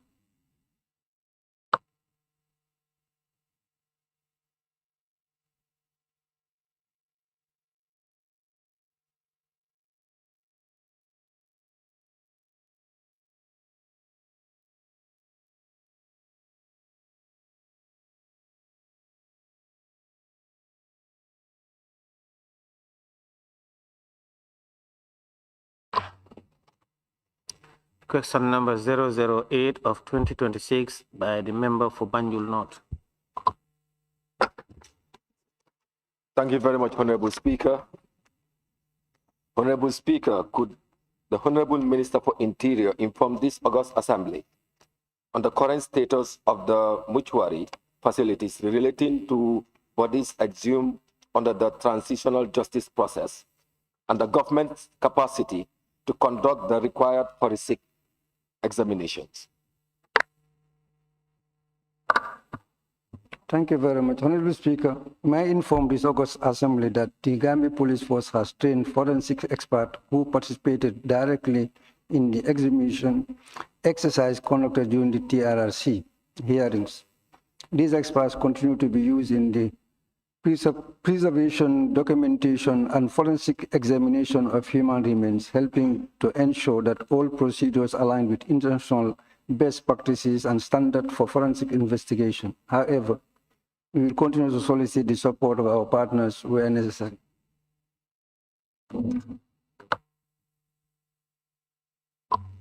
Question number 009 of 2026 by the member for Bakau. Thank you very much, Honorable Speaker. Honorable Speaker, could the Honorable Minister for Interior inform this August Assembly what concrete measures the government has put in place to strengthen internal security, border control, and intelligence coordination in light of emerging security threats in the sub-region and recent incidents in the country? Thank you.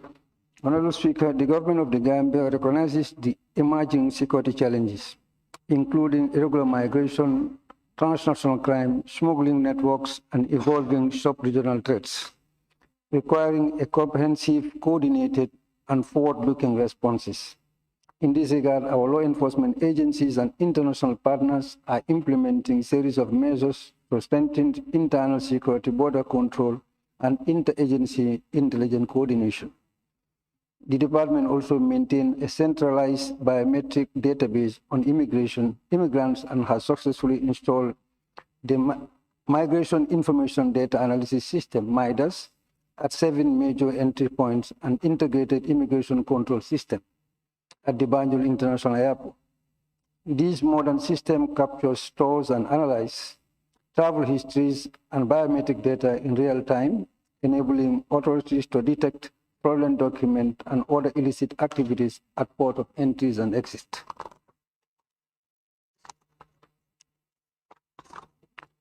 Honorable Speaker, with funding from IOM, these 3 state-of-the-art border posts have been constructed and now operational to facilitate integrated border management for operational efficiency. These modern facilities equipped for migration processes and surveillances, improve management and on national borders. Internal security has also been reinforced through an increased police presence, expanded community policing initiatives, and deployment of rapid response units, including the highway patrol unit. To consolidate this gain, additional resources are essential, particularly to further equip and expand the border patrol units and enhance its operational capacity. Continuous capacity building in counterterrorism and cybercrime, strengthening partnership with international partners, and the review and update of legal framework to adequately cater for organized crimes offenses.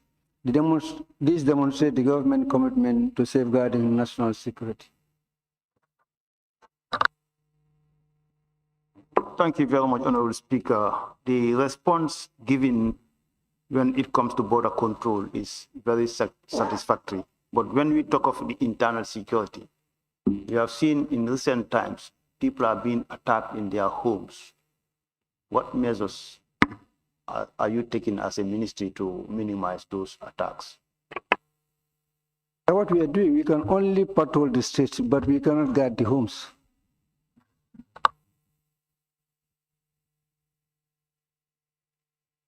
Member of Central Body, we have the floor. Yes, Honorable Minister, not only in the homes, but even in the street. And it's constitutional to guide every citizen of this country, whether in our home or outside. I know, Honorable Member, but we can only patrol. We cannot guard the homes, I insist. Member for Upper Florida West, you have the floor. Yes, thank you very much. Honorable Minister, hence you are aware that security is very, very paramount to life. Now, where does our crime rate stands as a country? Can you give this assembly? Where does our crime rate stands as a country? I don't have the data. I don't have the data, but we are the lowest in the sub-region. Ponya Councillor, you have the floor. Yes, thank you, Honorable Minister. In patrols that you said, not garden homes, your routine patrols, as a ministry, can you tell this assembly what are the most salient challenges that the police force normally face? Insinuating inadequate patrols to various vicinities. What are your main challenges that the patrol unit normally faces in the execution of their duties? Resources.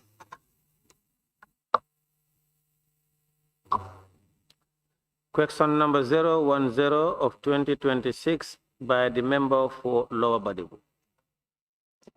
Thank you very much, Honorable Speaker. Honorable Speaker, a magistrate at the Kanifing Magistrate Court was recently attacked in court, which led to the suspension of proceedings in that court. Could the Honorable Minister for Interior inform this August Assembly what measures have been taken to provide adequate protection for the magistrates? Thank you very much.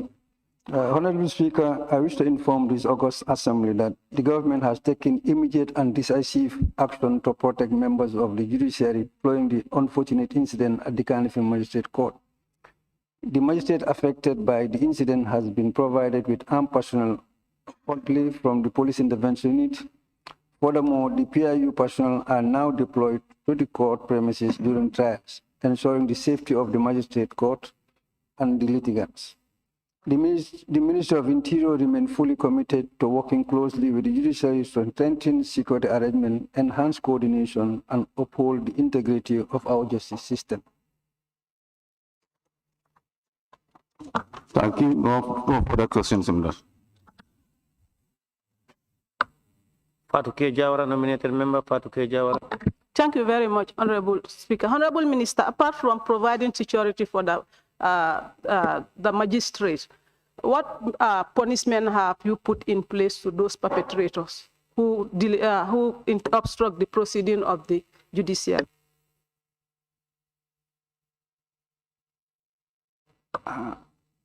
Honorable Member, we don't punish, we arrest and prosecute, and punishment is left to the court. So I think the court will decide what to do with them. Thank you.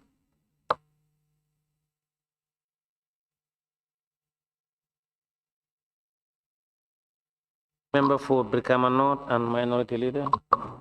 Thank you very much. Honorable Minister, you indicated that PIU personnel are provided to magistrates as well as the armed PIU personnel also are provided around the magistrate courts. Is this covering the entire country? No, Honorable.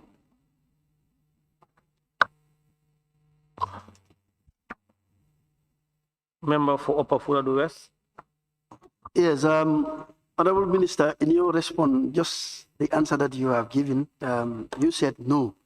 The question that I want to ask, don't you think other magistrates, especially those in the rural area, may feel segregated?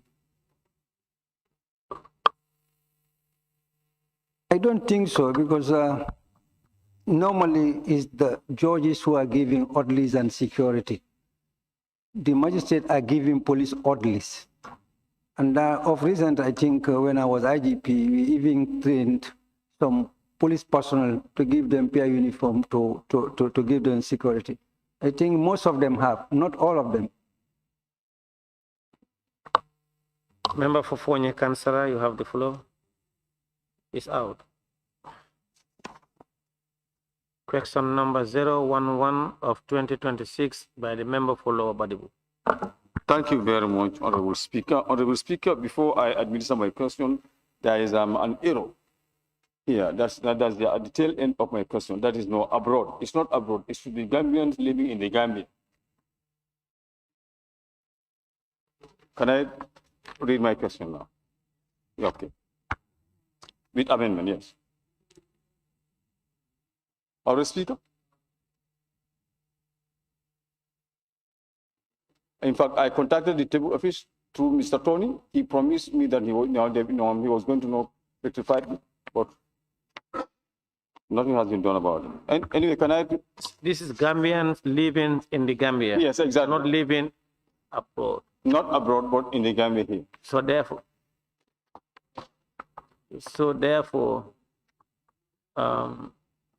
the answer the minister provided to us, and now is. No, but sorry, if you read the question, it doesn't make sense to say Gambians living abroad, because let me read the question for you so that you can understand. Okay. Honorable Speaker, the Gambian Immigration Department has embarked on the issuance of identification cards to the Gambians outside the Gambia. But access to the same document remains a nightmare for ordinary Gambians. Could the Honorable Minister of Interior inform this August Assembly whether the ministry has any plans to improve access to identification cards for Gambians living in the Gambia? No, that was a note.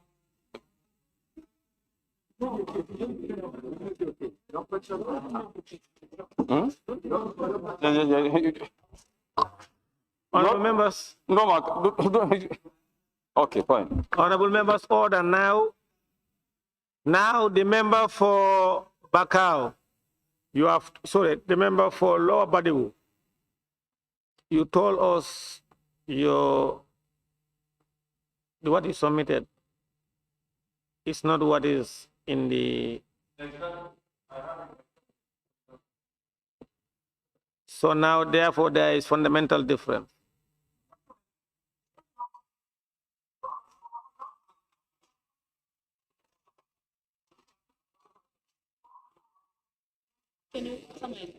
Order. That's because, Honorable. Sorry. Just to allow us to proceed, I am, of course, withdrawing it till next session. Thank you. Thank you very much. Thank you. We want to thank you for that. Thank you so much. Question number 012 of 2026 by the member for Olyundum and Deputy Majority Leader.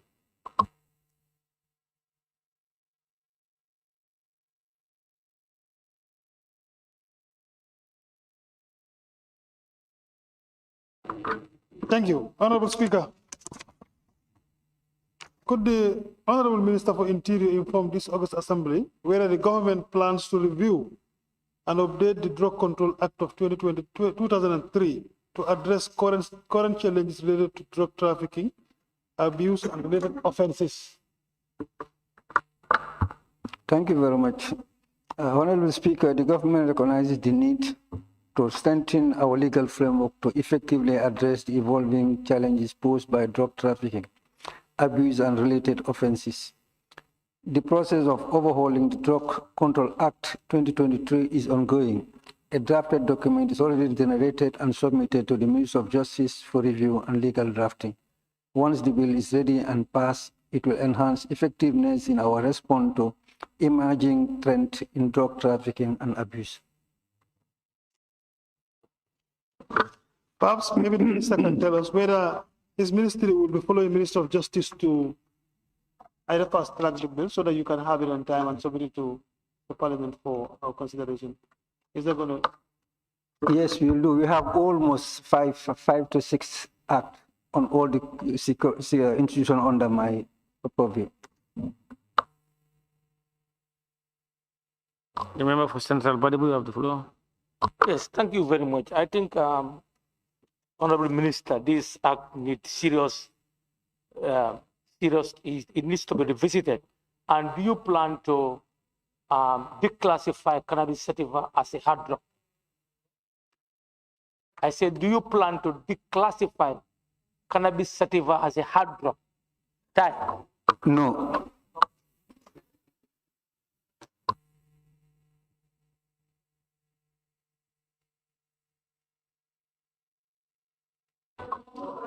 Honorable members, thank you. On your behalf, I want to thank the member, the Honorable Minister for Interior for those questions provided. Honorable Minister, you may take.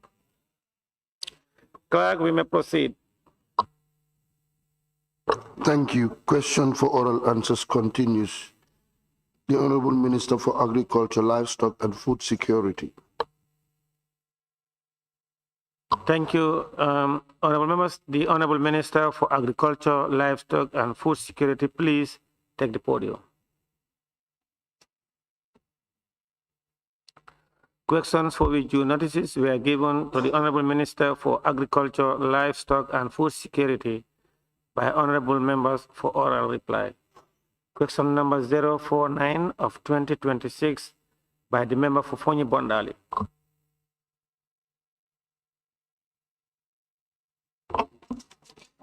Thank you, Honorable Speaker. Honorable Speaker,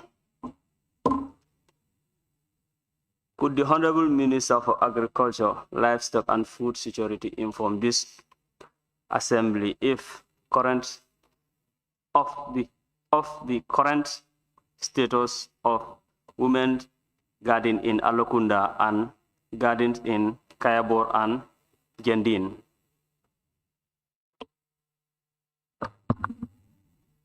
Thank you very much, Honorable Speaker, and thank you, Honorable Member for Fonyi Bondali. The two villages, namely Alakunda and Kayabor, are community-initiated gardens with some support both from government and other development partners that enable them carry on vegetable production over the years. The Alakunda garden was erected in 2005 by the Son Joseph's Family Farm in Buyam, which is an NGO. It had wire fence with 2 wells. It's a 5-hectare plot. There is no active production due to structural defect as of now. The one in Kayabor is a 1-hectare garden erected in 1994 with 2 wells with wire fence. They receive support from both government and our partners, but are since ceased operation due to the same structural defect. While the third village you mentioned, the Jending, they have a 3-hectare community land that is documented, but it has never been a garden. It has no fence, it has no well. I will advise the Honorable Member for Fonyi Bondali to liaise with our regional directorate in the West Coast to facilitate assistance from our projects that are operating in the region, such as the P2P2RS project, Giraffe, GAF SP, and the Roots project. Thank you. Thank you, Honorable Minister. Honorable Minister, these villages have applied for both the project you mentioned.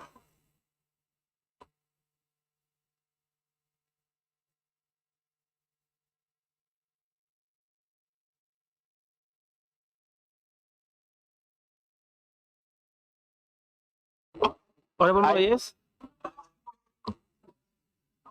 No, I did. That is okay. These villages did apply for those projects that you have mentioned, but yet they did not hear any response from the said projects. So, what step do we need again, to what? But remember, you asked a question and the minister answered that engage the regional directorate. What? He said they have engaged them and they have not responded. What can he do next?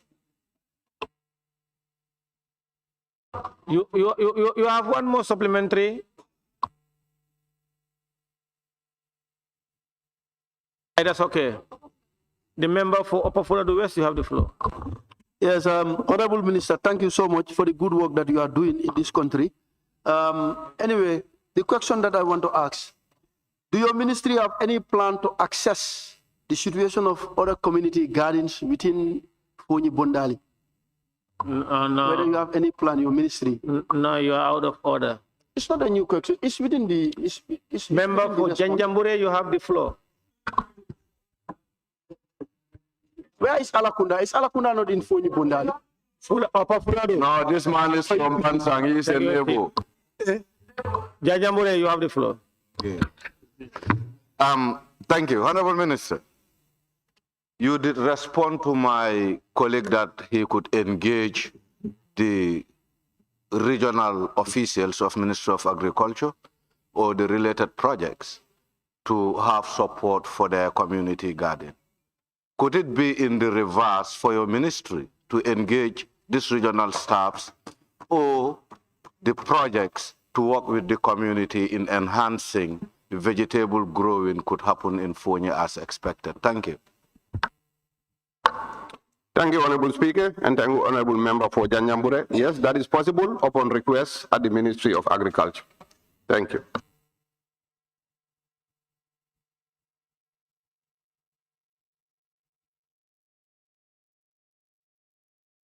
Member for Fonyi Binta, Fonyi Brefet, you have the floor. Thank you, Honorable Speaker. Binta. Honorable Minister, in your response, you mentioned that there is a garden supported by St. Joseph since 2002, and you said there is no active production right now. Maybe the garden is dilapidated. Honorable Minister, do you have any plan to rehabilitate that garden if the garden is not working? Thank you very much, Honorable Speaker. This garden, like I mentioned earlier, was a community-initiated garden which lacked the sustainability plan built by the community at the time of inception in 2005.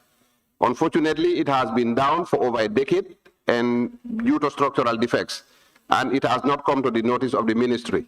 So I think I will advise either you or the honorable member for Fonyi Bondali to notify the ministry of defect gardens in your area, and if it falls within our budget, which you people approved here, we will take a look at them. Thank you. Member for Fonyi Bintang Kranai.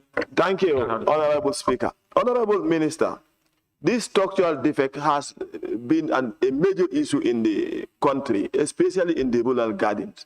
And most of them have this issue constantly. Is it possible for the Ministry of Agriculture to come up with a plan so as to actually renovate this garden or maintenance them constantly, please? Thank you, Honorable Speaker. Thank you, Honorable Member for Fonyi Bintang. I think for sustainability purposes, it will not be prudent for the Ministry of Agriculture to constantly be renovating gardens. I think for sustainability, we will be building the gardens, build committees and structures that will oversee these gardens locally, and then be responsible for minor maintenances. Because most of the gardens, there will be a dependency syndrome if we have to do maintenance cost of even less than $1,000. So our output now from hence is to form committees, and we call them sustainability committees, and then that is the way forward. Thank you. Member for Kiang West, you have the floor. Yes, Honorable Speaker, Honorable Minister, this is a follow-up on Honorable Member for Fonyi Bondali's supplementary question. So he has confirmed that these people have sent several applications. So are you ready to re-engage those people to make follow-up on those applications, and how soon could you do that so that the applications that are on your table could be given due consideration? Thank you very much, Honorable Speaker, and thank you, Honorable Member for Kiang. As far as I'm concerned, there is no application on my desk or the desk of the Permanent Secretary at the Ministry of Agriculture.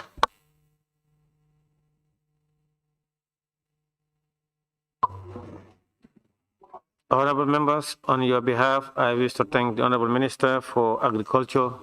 Honorable Minister, you may leave now.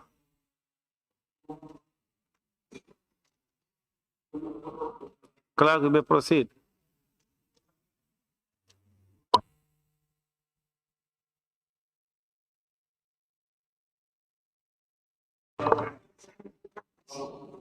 Thank you. Question for oral answers continues. The Honorable Minister for Foreign Affairs, International Cooperation, and Gambians Abroad. Thank you, Honorable Minister for Foreign Affairs, International Cooperation, and Gambians Abroad. Please, you may take the podium now.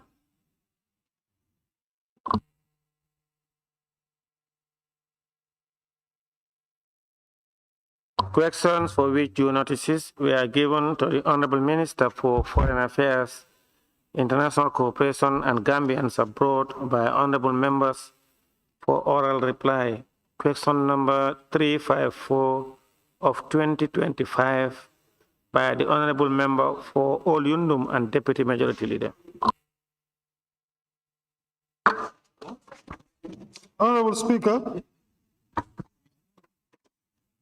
considering the Gambia's commendable step in strengthening global nuclear governance, including the ratification of the Treaty on the Prohibition of Nuclear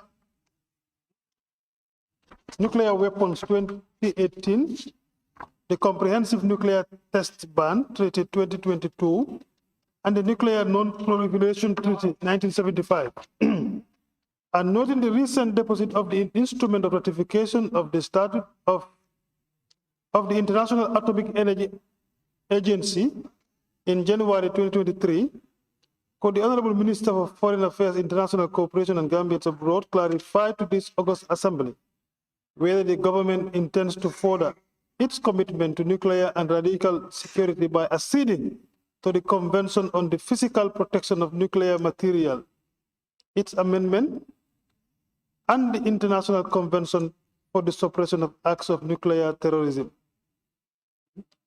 What considerations or consultations are currently underway regarding these treaties, and is there any strategic framework guiding the Gambia's engagement with international nuclear security instruments?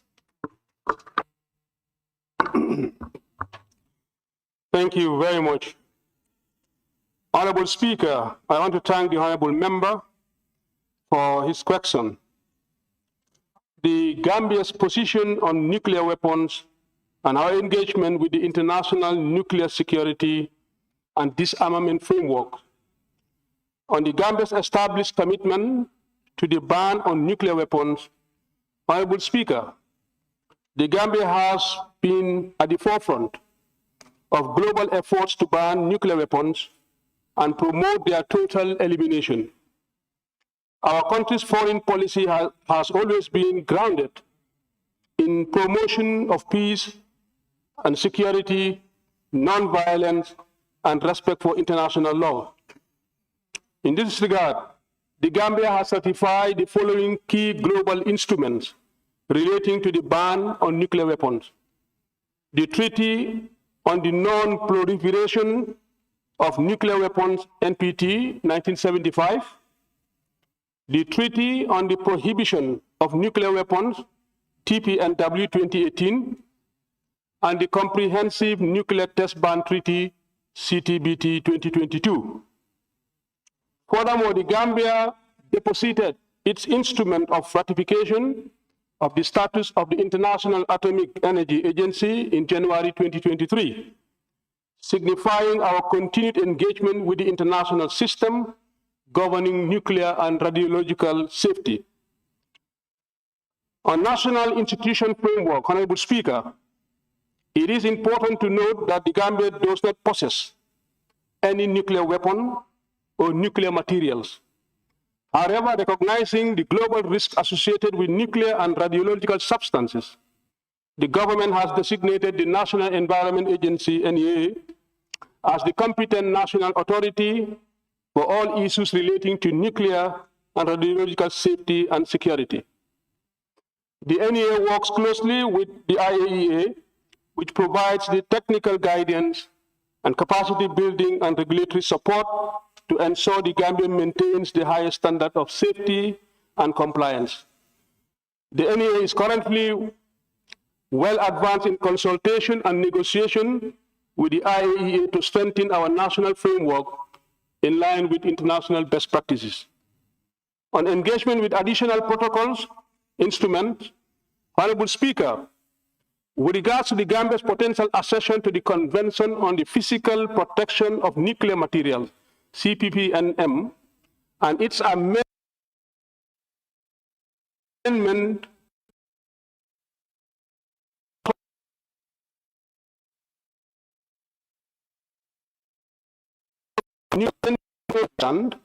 consultations are also ongoing with the coordination of the NEA in collaboration with the Ministry of Foreign Affairs and the Ministry of Justice and other relevant institutions. On the strategic guidance and international cooperation, Honorable Speaker, the Gambia's engagement in nuclear governance is guided by the strategic framework anchored on the National Development Plan, our foreign policy framework, and our obligations under the African Nuclear Weapon Free Zone Treaty, the Pelindaba Treaty. These frameworks prioritizes peace and disarmament, and also national values, safety and security in the peaceful use of science and technology, and active multilateral cooperation through the IAEA and the African Commission on Nuclear Energy. Honorable Speaker, in conclusion, the Gambia remains resolute in its commitment to a world free of nuclear weapons. While our nation does not possess such weapons, we are actively strengthening our institutional and legal capacities in line with IAEA standards. Under the leadership of NEA and with the support of the IAEA, the Gambia will continue to promote nuclear safety, security, disarmament, consistent with our long-standing commitment to peace, environmental protection, and global security. Thank you. Thank you, Honorable Speaker. Within the question, my supplementary question was embedded in the parent question, so he has responded to that. Thank you. Member for Sanimentering, you have the floor. Thank you very much, Honorable Speaker, and thank you very much, Honorable Minister for Foreign Affairs. Honorable Speaker, I just want the Honorable Minister for Foreign Affairs to inform this August Assembly, since when this information about the nuclear security to be brought before the Parliament to be ratified or to be treated to be ratified, how long did it take from that date to now? Thank you. I am talking about the duration. How long? How long will it take? I'm just, you know, I remember Honorable Member for Olundum has brought before the Parliament a parliamentary question with regards to nuclear security for the government to take action. So I'm asking the minister now, what was the period, or what is the period from that effect, from that date to now? How long, since when it was brought before him to now? I just want to know the period. Thank you. Thank you. Honorable Speaker, I think Honorable Member is trying to refer to the ISAND. May I don't understand what the member is? Yes. It's the ISAND. Yes.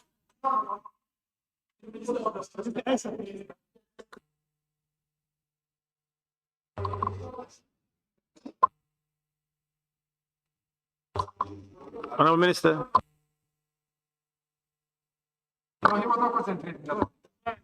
The Honorable Member is referring to the ISAND, and that is the suppression of act of nuclear terrorism. And exactly as I have indicated in my responses, both the national institution responsible, the national authority, that is the NEA in collaboration with Foreign Affairs, and IAEA, they are working on this particular protocol. Thank you.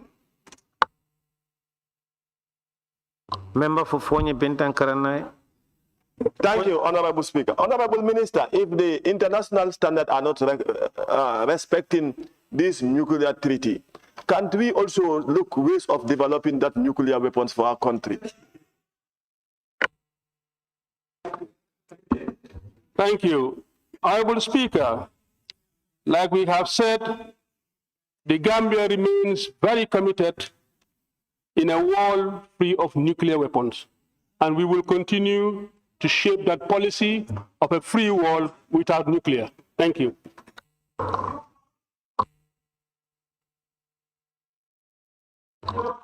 Member for Woolly East, you have the floor. Yes. Thank you very much, Honorable Speaker. Honorable Minister, the question I have is whether during all these negotiations or engagements that you are having, you've been trying to, in any way, support the argument that the Gambia should be able to use peaceful peaceful use of nuclear technology to be able to boost energy production. Thank you. Thank you, Honorable Member. Very right. We continue to pursue clean nuclear energy in this regard. Thank you.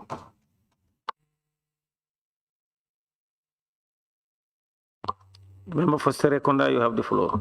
Yes, thank you very much, Honorable Speaker. I would like to thank the member for Olyundum for bringing up this very important question.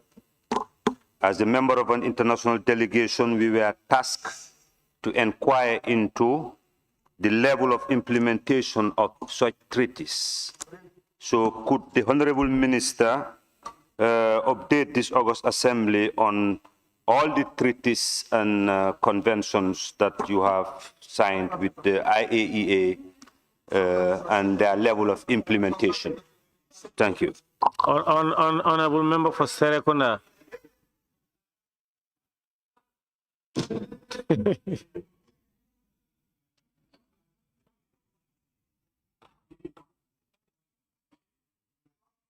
You see, Honorable Member for Serekunda, members from Banjul Central, Janjambure, and Opasalum, I saw them laughing, enjoying their Ramadan. So you are out of order.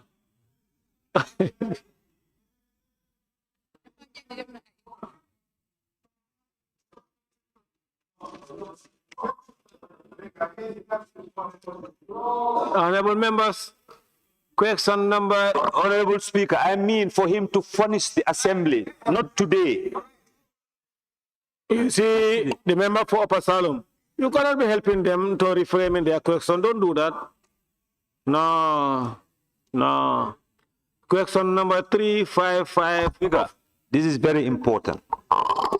We want him to furnish us. But you miss your chance. Your chance comes for only one. Question number. But you have been giving people chances. Okay, Honorable Minister, please consider updating him. Not consider updating me. I want him to confirm. All right, yes. The parliament. Please provide the list, Honorable Minister. Okay, thank you. Question number 355 of 2025 by the member for Olyundum and Deputy Majority Leader. Thank you, Honorable Speaker. Honorable Speaker, I'm sure there is a slight technical, perhaps typo error in the way the question is drafted. So I'll read for him to understand. Honorable Speaker, you read. I mean the response, because the response was from the minister and not from you, the speaker. You know, if you read it, you see it's but read as it is, then you can explain. Okay, Honorable Speaker, in your response to question to the Honorable Minister dated 9 November 2022 regarding the Gambia's failure to submit its mandatory national report to the United Nations Security Council 1540 Committee, 18 years after the resolution was adopted, you cited a lack of technical capacity and know-how as the primary reason.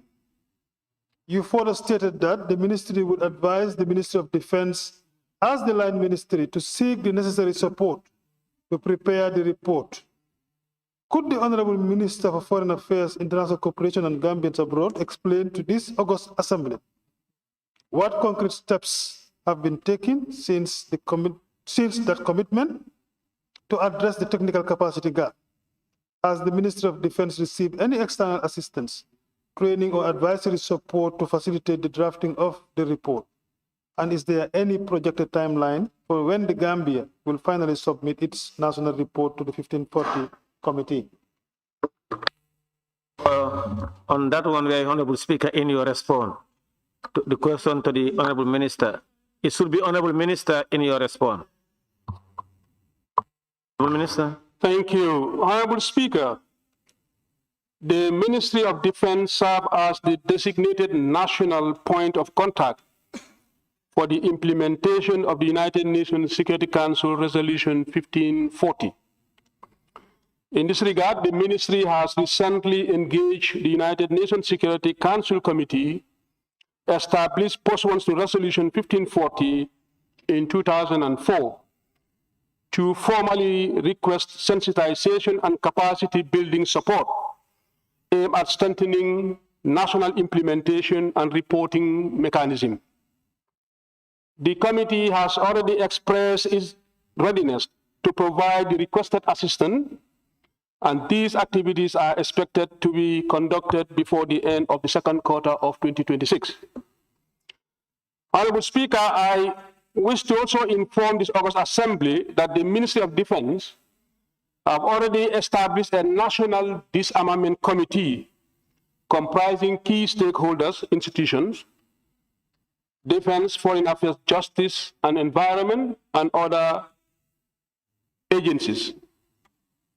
The purpose of this committee is to enhance coordination and address challenges relating to timely, comprehensive, and accurate reporting. Honorable Speaker, regarding timeline for the submission of the Gambia National Report, given that the preparation of the national report requires extensive interministerial and interagencies collaboration, it also involves data collections and the consolidation of a resolution-specific information. It is not possible at this stage to provide a definitive timeline for submission. The Gambia remains committed in fulfilling its international reporting obligations under the resolutions, enhancing transparency and reinforcing its commitment to global disarmament and non-proliferation efforts. Thank you. Perhaps, Honorable Minister, aside from the UN committee, would the ministry be willing to seek support from other international organizations who can give some technical advice to the ministry with regards to this resolution, how Gambia will be able to submit their first report? Would the ministry be open to that? Thank you, Honorable Speaker. I think that is a welcome idea. But already government, through the Ministry of Defense, is also engaging the United Nations Security Council Committee for technical assistance and capacity building in order to be able to prepare this 1540 committee report.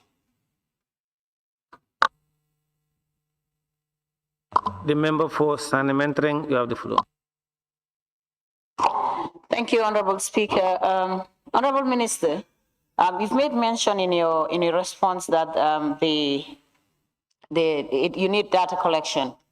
And I just wanted to know what are some of the challenges that you have in currently with regards to the data collection difficulty or the challenges that you're having. Thank you.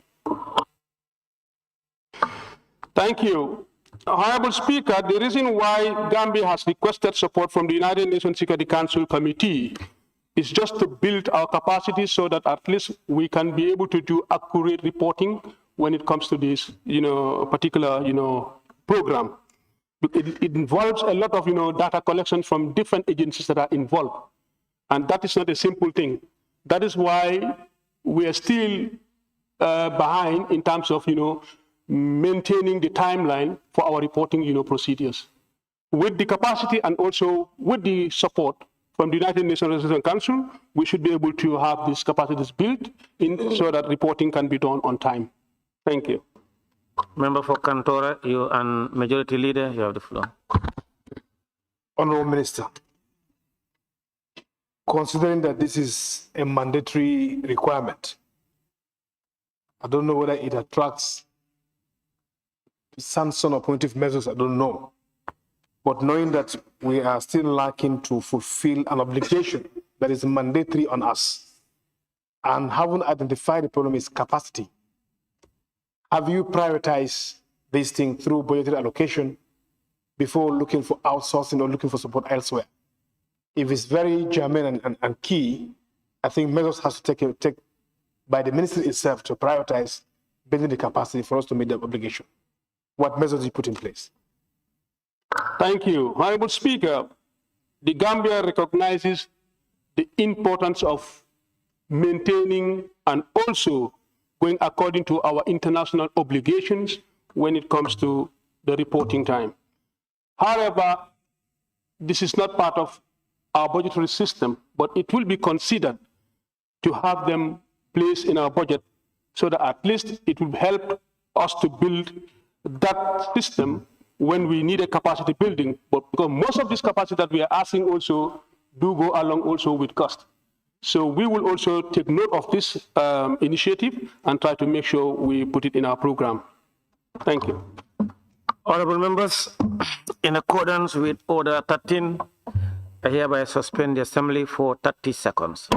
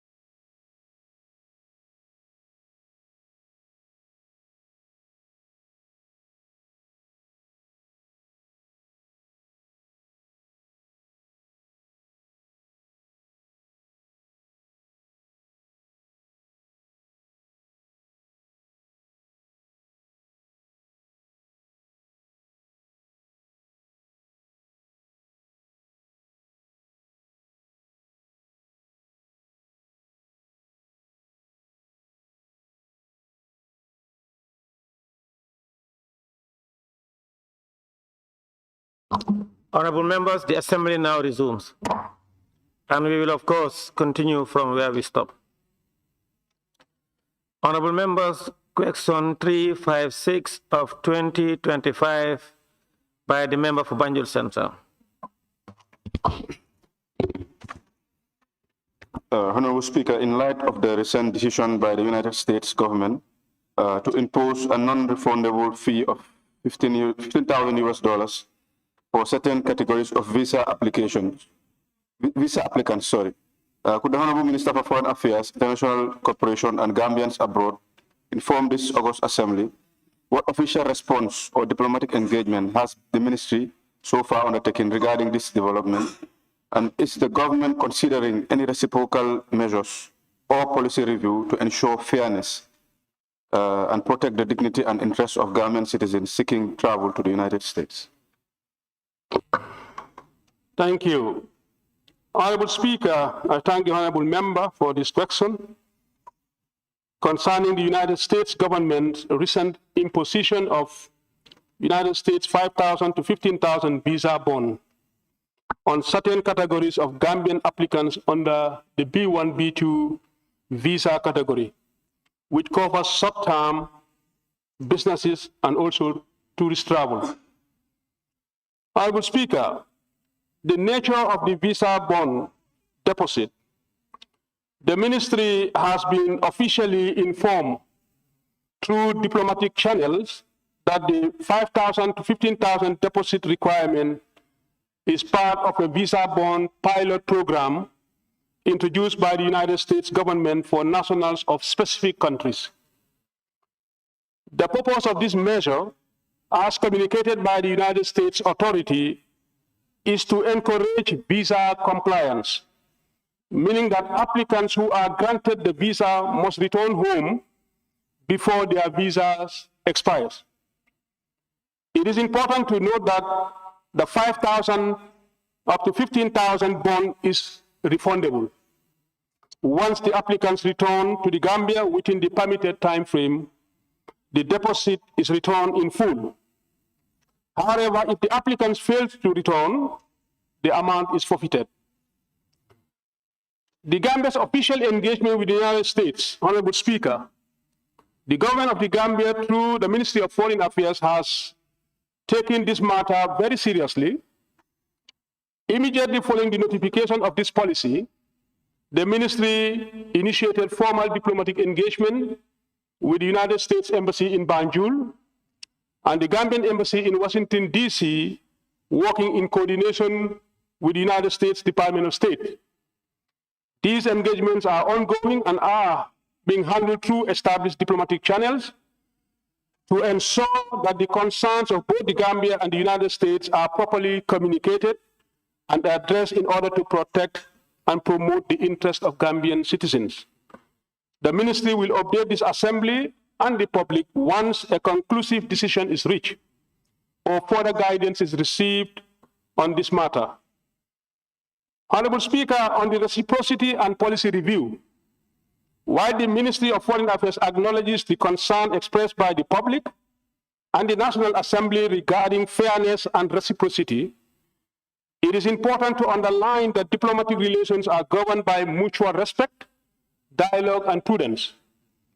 The government of the Gambia is not considering any reciprocal measures at this time. Instead, we have chosen to pursue a constructive and diplomatic path through continued dialogue and engagement with the United States authorities to ensure fairness and to safeguard the dignity and the interest of Gambian citizens seeking to travel to the United States.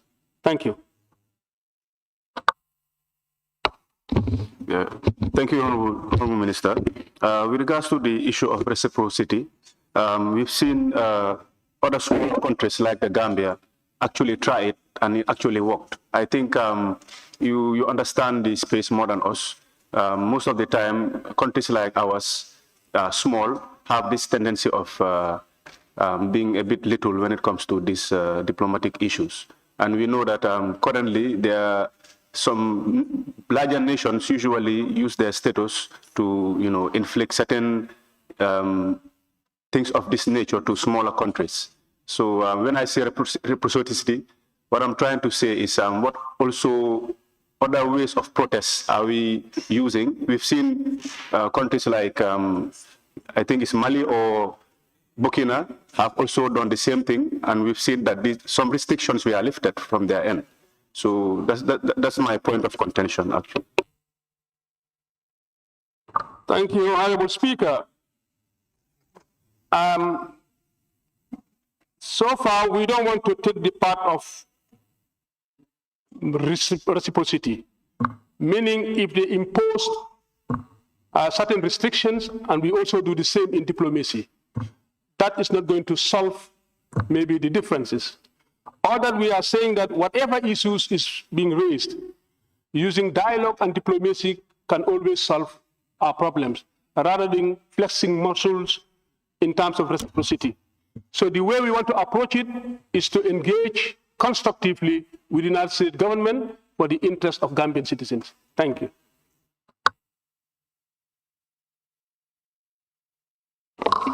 Member for Woolly East. Yeah, no, I have a supplementary.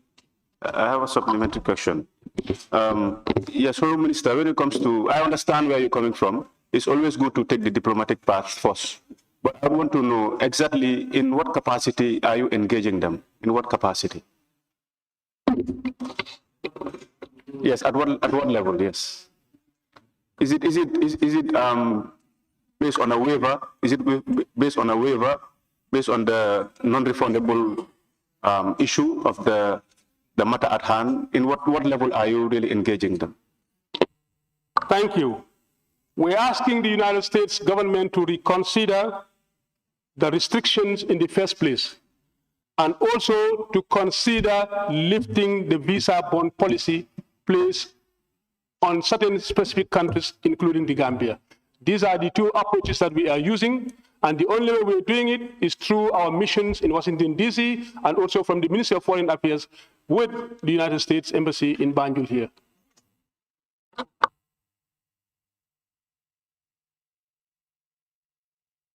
Member for Woolly East, you can have the floor now.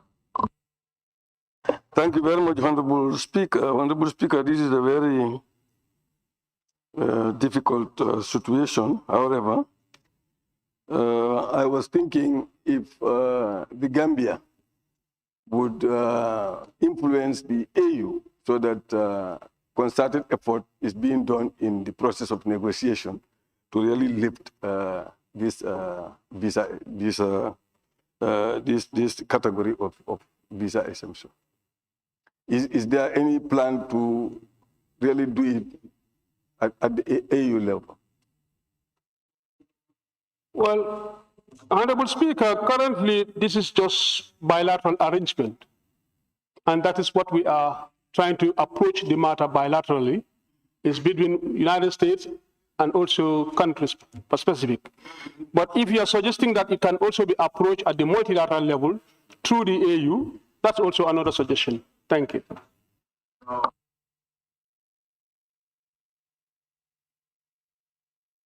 Member for Kiang West, you have the floor. Honorable Minister, from your response, you've indicated one of the reasons for the restriction is persons' failure to return upon expiry of their visas. Was there anything part of those reasons for restriction that leads to non-compliance of the government in terms of U.S. government requesting government to do something and that has not been done? Therefore, they came up with those restrictions. Is there anything like that as far as your engagement with them is concerned? Thank you, Honorable Speaker. With regards to the latest development on visa restriction, it's all about Gambians issued the requisite visa and failing to come back home at the expiration of their visas.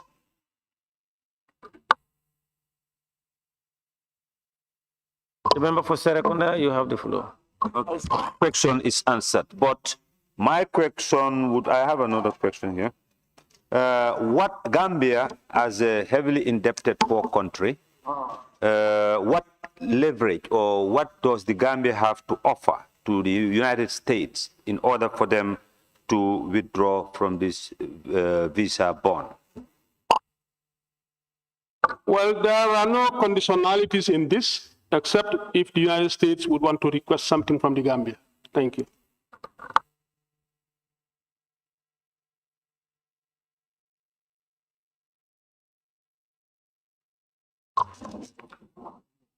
The member for Janjambure, you have the floor. Honorable Minister, thank you very much. But then I think it is high time that we emancipate our people. And in your response, you said diplomacy is about mutual respect. If diplomacy is about mutual respect, why can't we replicate what the American government has done to the citizens of this country by requesting for a $15K deposit in the acquisition of a visa? Think they're traveling here, we should also pay a cost.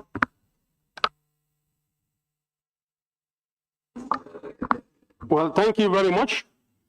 That is why we have decided to use diplomacy, mutual respect and dialogue, rather than trying to reciprocate by asking the same thing. Instead, constructive dialogue can also solve whatever problem arises. Thank you.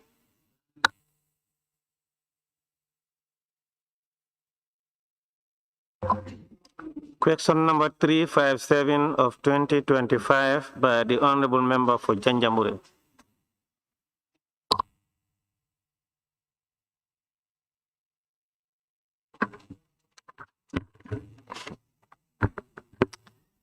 Thank you, Honorable Speaker.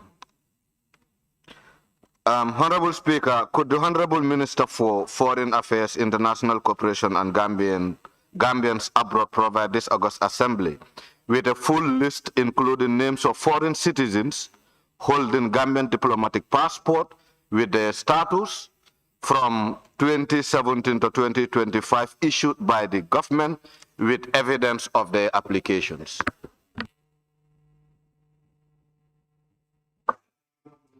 Thank you, Honorable Speaker. I thank the Honorable Member.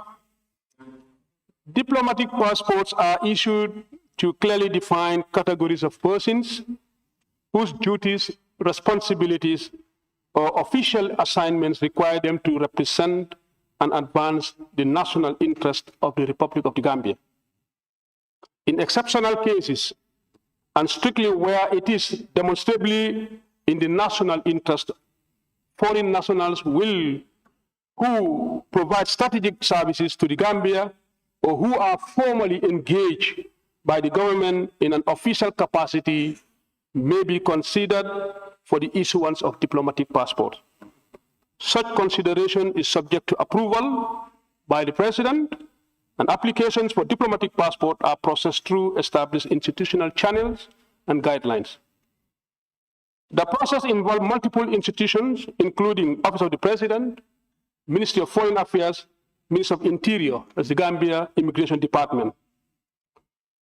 Honorable Speaker, with regards to the request for a comprehensive list of foreign nationals who have been issued Gambian diplomatic passports between 2017 to 2025, including their status and supporting application documentations, the Ministry, in collaboration with Interior, we are currently also compiling the relevant information. Honorable Speaker, I must also caution that matters relating to holders of diplomatic passports, particularly foreign nationals, are inherently sensitive. These involve consideration of diplomatic practice, reciprocity, confidentiality, and national security consideration.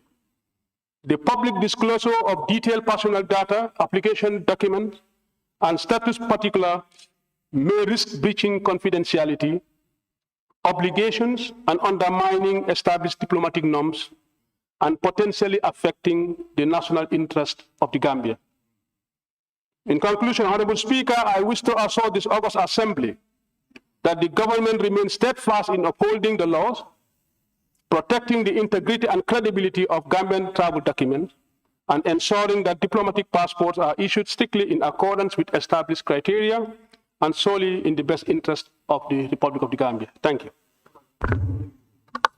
Honorable Minister, thank you so very much for your response. However, matters related to confidentiality for members of parliament, I just want to remind you that it's something that we always consider and also ensure that documents that emerge from the government are treated with confidentiality. So as such, Honorable Minister, I still want to persist on my question. How is it possible for you to serve this Honorable House with a comprehensive list of foreign nationals who are issued a diplomatic passport? If you cannot give it to the whole House, I requested for it. I definitely have an interest in having that list in hand. Honorable Member for Janjambure, he have told us that they don't want to breach diplomatic norms and security and data protection. So I so rule that that question is out of order. You have one more supplementary. Honorable Speaker, I was going to appreciate if you don't make a ruling on this. He have given us his part of... No, you have one more supplementary question, please. No, but before the supplementary question, Speaker, I have every right to obtain answers as required, since my question was admissible. This was an admissible question. So please go back to your records or to the rules that guide this House and correct it before telling me he have responded. For me, it's not the way. Honorable, please take your seat.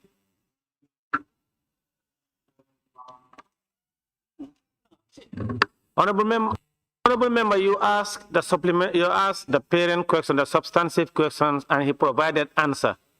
Honorable member, you cannot be on the floor, in fact, being on your mobile phone, my friend. You asked a substantive question and he answered it. Your first supplementary question, you ask. No. And then I said, no, that is ruled out. No. You have a final supplementary question. Please ask that question. Honorable Speaker, let's get this right. Please, let's get it right.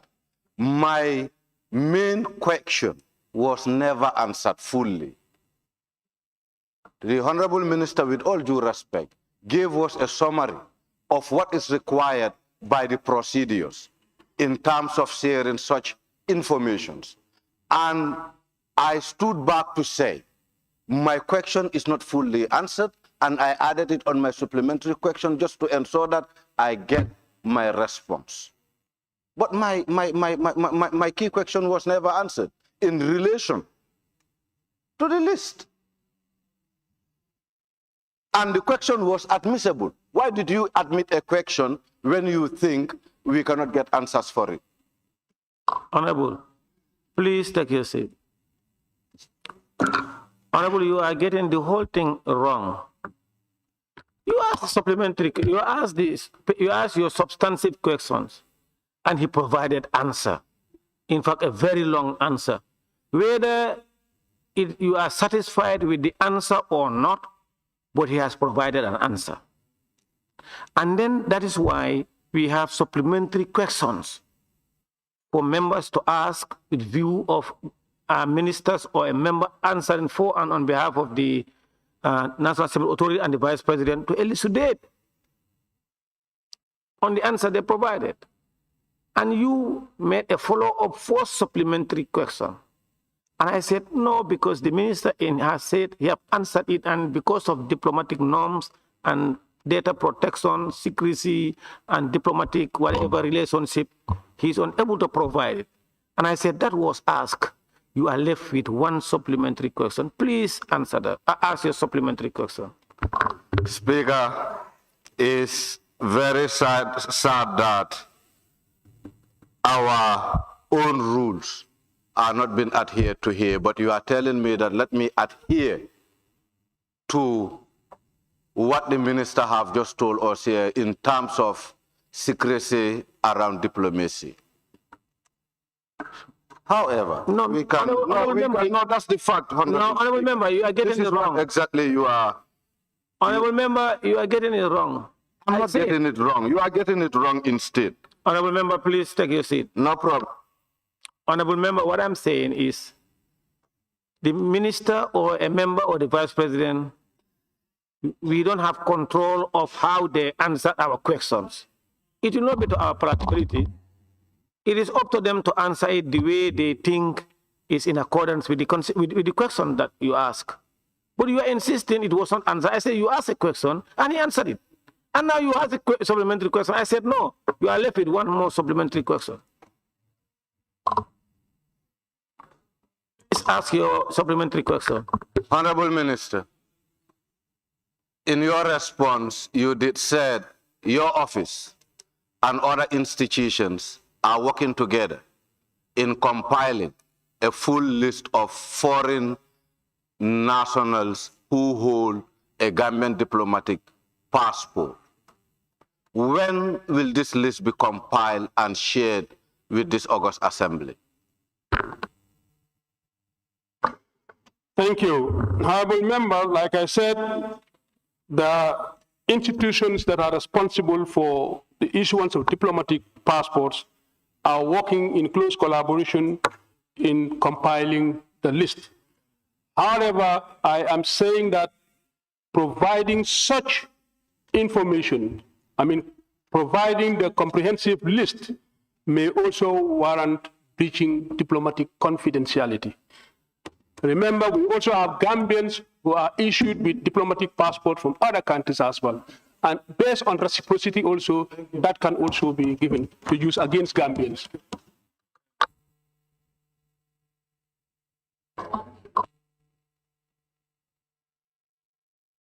The member for Kiang West, you have the floor. Honorable Speaker, Honorable Minister, let me first concord with you on that submission of confidentiality. However, that confidentiality does not mean the list you are coming to submit to us is a wrong list. We are not complaining why do you submit it to them. All that we want to confirm, Parliament also is bound by rules that if anybody breach that rules that jeopardize the integrity of our country, there is a punishment for you as a member of Parliament. So when Parliament required a document, there should be that trust enough that there would be, security of that document. So when will you supply National Assembly with this document? Honorable members, this is a public place. Parliament is a public place. If you bring a list here, it's for the public. There is no confidentiality. Then the confidentiality will be breached by supplying a list here to Parliament. This is a public bantaba. No. Member for Banjul Central, you have the floor. Yeah, thank you very much, Honorable Speaker.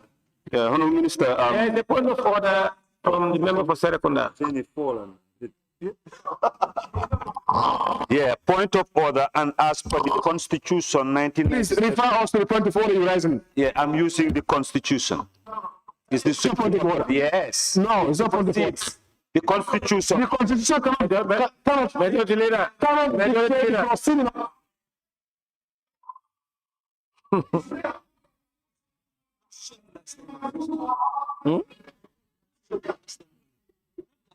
of order. Point of order. Point of order.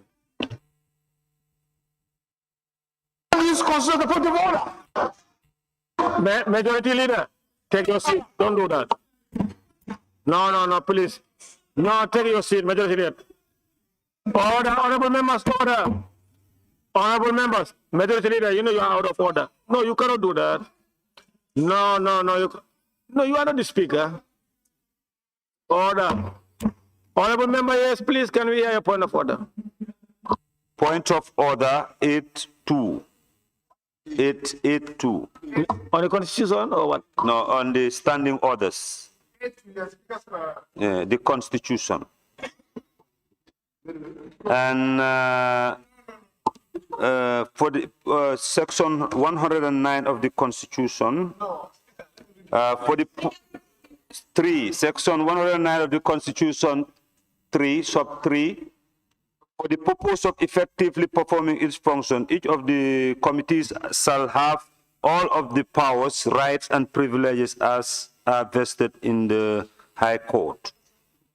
And 3B, compel the production of documents. So what the member for Janjambure is asking is constitutional.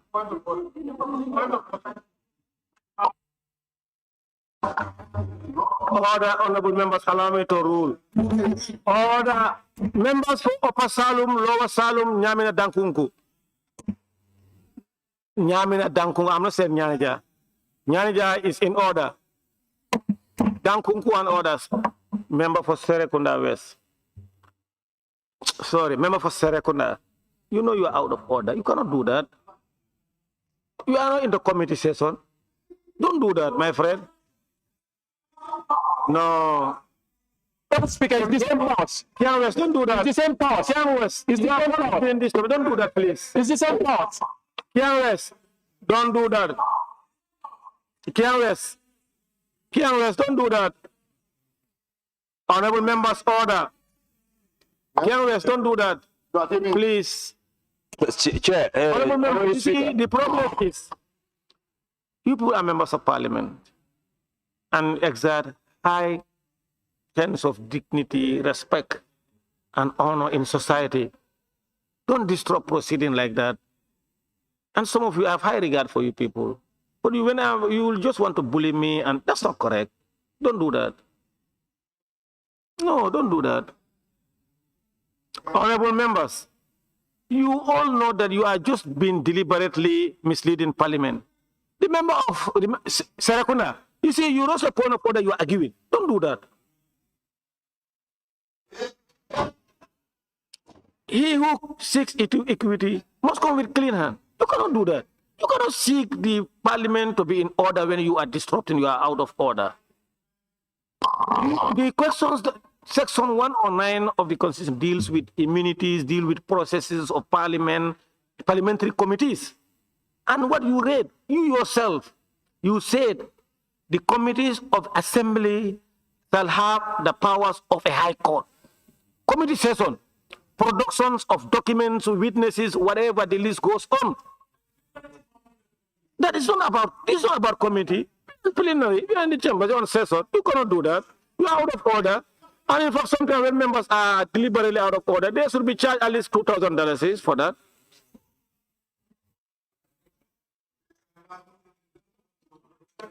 Member for Brikama North and Minority Leader, you have the floor. Thank you very much, Honorable Speaker. Honorable Minister, I consider that, yes, response was given to the question. Perhaps I could see that it was a more of a narrative surrounding the procedure that one undertake to acquire the diplomatic passport rather than the substance of the question. We rely on the full list and then as well as the status and evidence of applicants. Yes, we are reliably informed that you are currently compiling the relevant information. The expectation is that that should be provided now. Why the delay in that provision that could not make it possible? You see, it's the same question. The same thing. No, it's the same thing. It's the same thing. You know, the member for Brikama North, he's very good at, you know, he was a very good sportman, so he liked to dribble and play and these things. Member for Brikama South, you have the floor. You have withdrawn.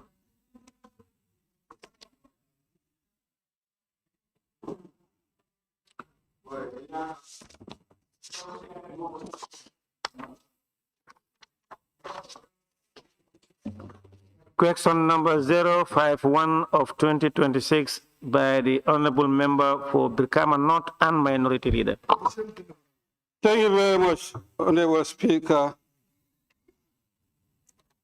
Honorable Speaker, could the Honorable Minister for Foreign Affairs, International Cooperation, and Gambians abroad provide this August Assembly with a comprehensive list of Gambians who traveled or attempted to travel to Europe through the irregular migration route, Tabaki, from February 2017 to January 2026.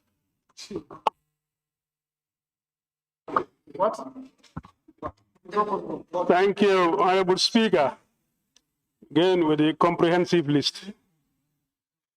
Honorable Speaker, I want to thank the Honorable Member.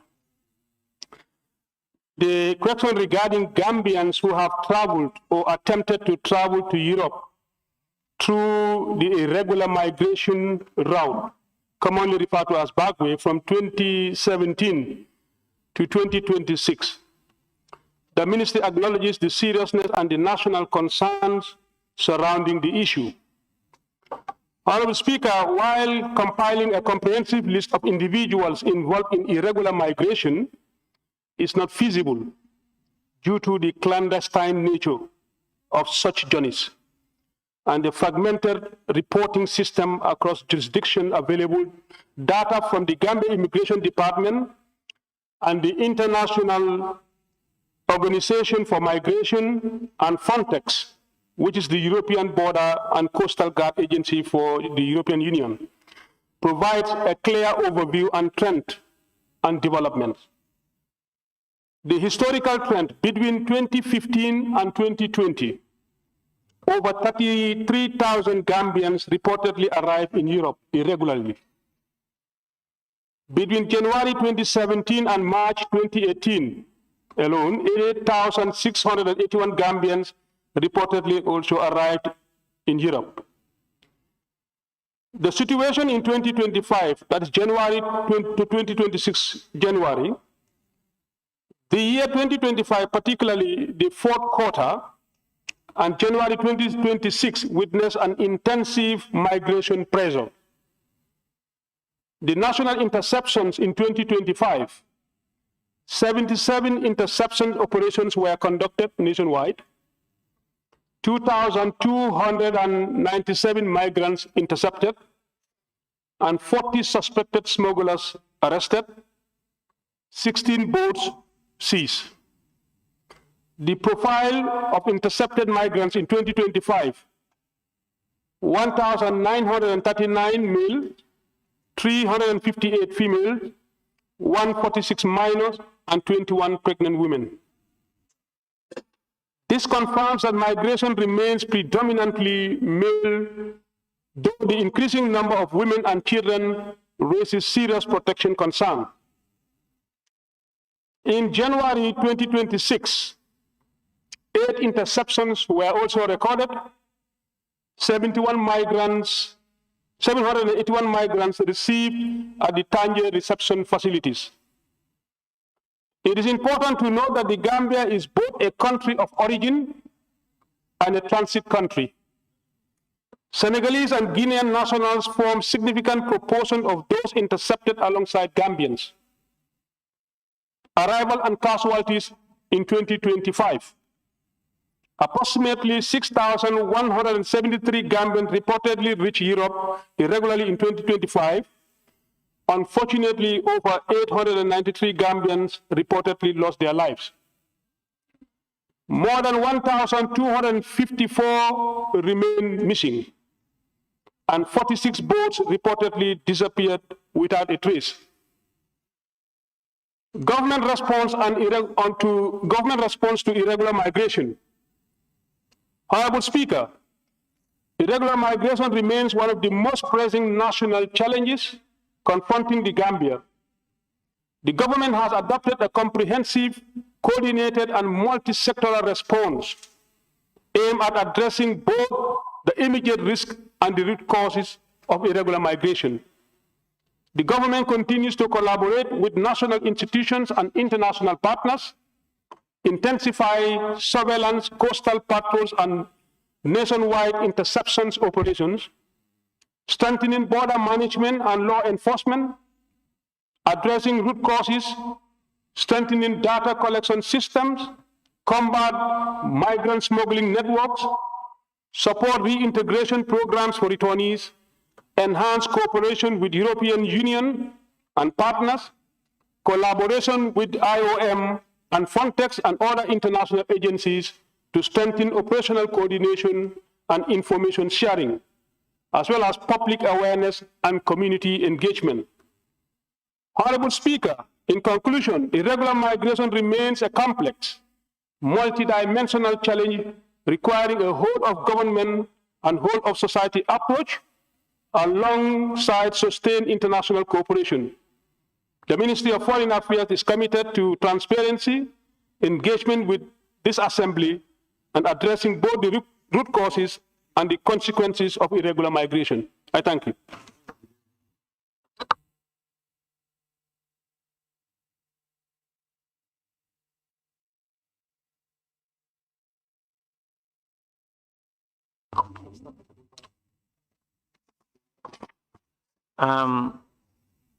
Yes, then the member for Kiang West.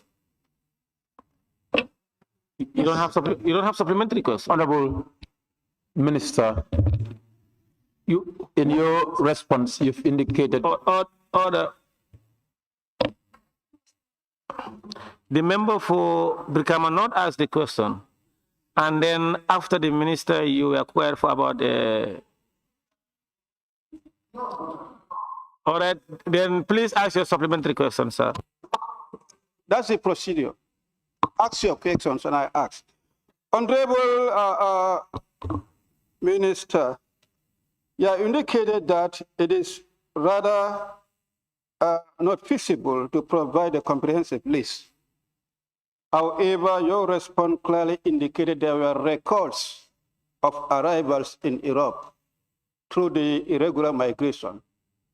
Could you provide a list of those that were established to arrive through irregular migration? Thank you, Honorable Speaker. These are records that are coming from the Gambia Immigration Department in collaboration with IOM and Frontex. However, we will try to make the list available. Thank you.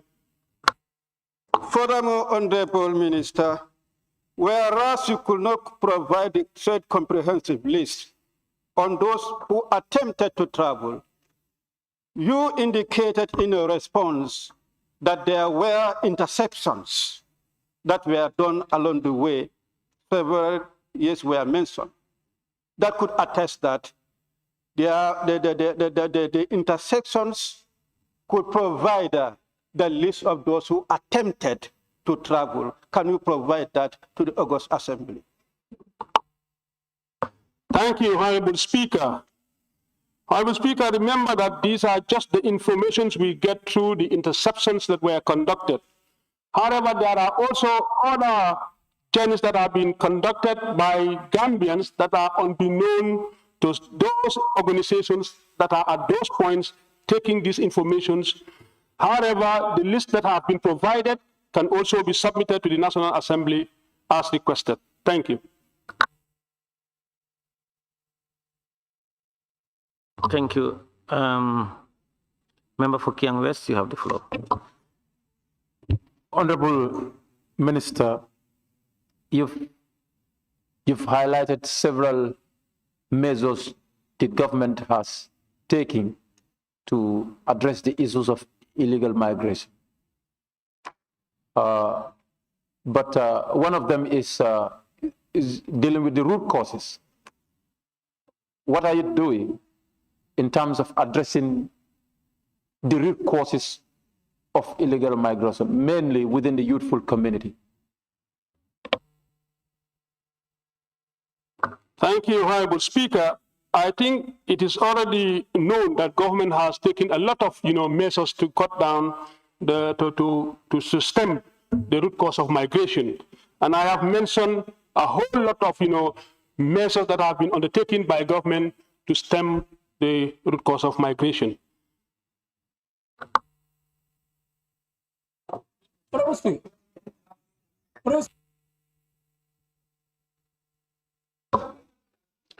Member for Kantora and Majority Leader, you have the floor. Thank you very much, Honorable Speaker, for giving me the floor. Honorable Speaker, indeed, with the Minister's response, this has really demonstrated that this is really a big nightmare that we are facing as a nation. Wouldn't it be prudent for the Minister to consider for us to have a national dialogue on illegal migration, inviting all stakeholders for them to know the challenges that is confronting illegal migration? Thank you.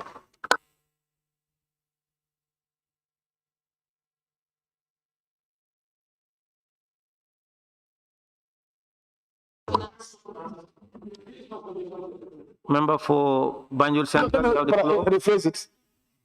I want to rephrase it. I'm asking for a national dialogue to address this issue of illegal migration, if Minister will see it as an option.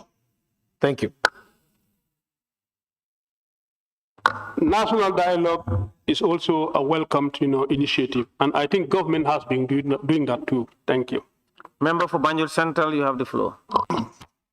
Thank you very much. Honorable Honorable Minister, based on your submission, you mentioned taking a multi-sectorial approach, so including partners and stakeholders. However, we would want to know what's your assessment when it comes to the success rate since starting this particular process, based on the previous numbers as to date. Yes, I said you mentioned based on your submission that you've taken a multi-sectorial approach by engaging partners like IOM among other stakeholders. So I want to know, based on your assessment from previous numbers, has the issue increased or decreased? Thank you very much. I think working with our partners, IOM, Frontex, and also the European Union, if you look at the records from 2025 and that of 2026, I think the numbers are also kind of like going down at the fourth quarter of 2025, except at the beginning, the first quarter of 2026, we saw at least an increase in the number of, irregular migrations. Yes. Member for Sanementring constituency, you have the floor. Thank you very much, Honorable Speaker. Honorable Minister, you've made mention in your submission for the 31 pregnant women who have embarked on this journey. 21, rather? Okay. You've made mention about 21 pregnant women who have already embarked on this journey. Was there any follow-up for their medical conditions? And what was the specific support to these women and their babies? Thank you. I am not in a position to provide this answer now, but we will also find out from the relevant institutions that have been handling these issues, and then we can come up with another answer to your question. Thank you.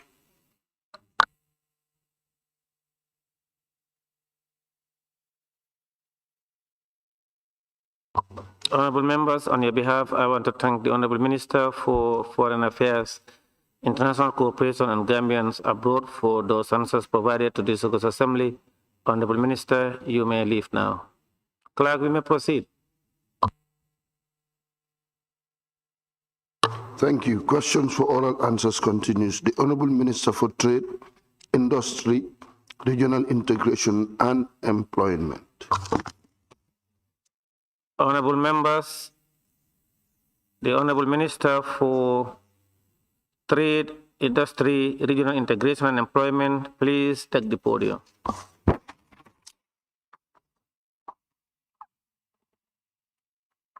Questions for which due notices were given to the Honorable Minister for Trade, Industry, Regional Integration and Employment by Honorable members for oral reply. Question number 022 of 2026 by the member of Banjul North.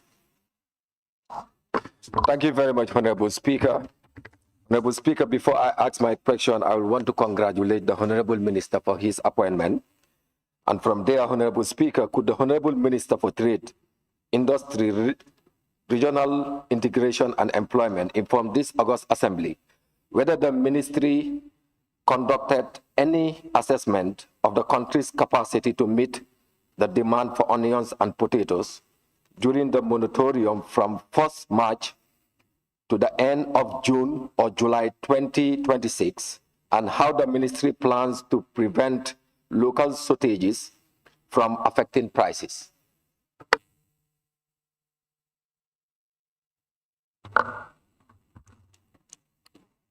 Honorable Speaker, if you permit me, let me also return compliments to members of the House of Parliament, wishing them Ramadan Kareem, pray for their well-being and that of their families, and to pledge that I will be working closely and for the interest of the Gambia.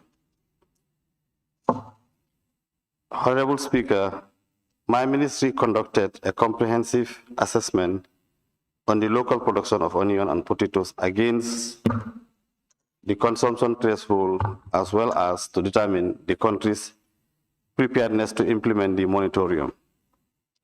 In mid-January 2026, the Moratorium Committee embarked on an assessment mission to all the commercial farms and selected community, women gardening in all regions across the country to collect data on the expected output and harvest timeline of domestically produced onions and potatoes. Findings from the assessment revealed that the supplies of onion and potatoes will meet local demands. To prevent local shortage, affecting prices, the ministry have allowed the import of shipments loaded from the port's origin by the 9th of February 2026. This will help to stabilize the supplies and prices during the moratorium period. The monitoring committee will meet on a regular basis to monitor the market conditions and may take appropriate policies to address any potential shortages that may affect prices.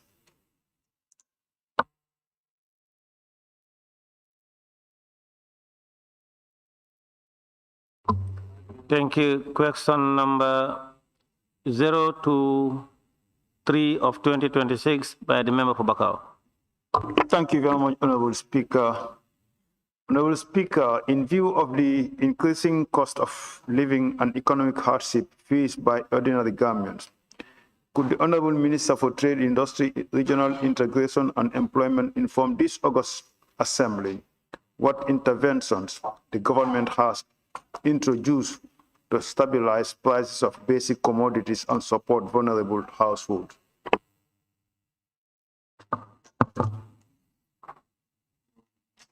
Honorable Speaker, I would like to start or to state that the Gambia maintained a free market policy with a liberal trading environment, where prices of goods and services are determined by market forces of demand and supply. The government is not implementing a price control regime. We do not share the same view of the question. If CBG inflation assessment, if we go by the CBG inflation assessment of inflation reference, notwithstanding, the ministry monitors the stock and price level of essential food commodities in the market on a weekly basis to ensure their availability and accessibility, as well as mitigating any possible shortage through regular consultation with importers and to take appropriate business decisions. To minimize the effect of price variability of goods in the domestic market and to ensure the availability and affordability of these commodities to Gambians, the ministry continues to facilitate the importation of essential food commodities. The ministry has been engaging and will continue to engage ports to provide priority berthing to vessels carrying essential commodities to avoid demurrage charges that may add to price of commodities in the market. The ministry is also working with partners and businesses to ensure the timely availability of essential commodities. For a long-term strategy, the ministry will continue to promote domestic production of some of the essential commodities to minimize food import and to ensure food security, and this, to a large extent, will stabilize the price of rice and other commodities in the domestic market.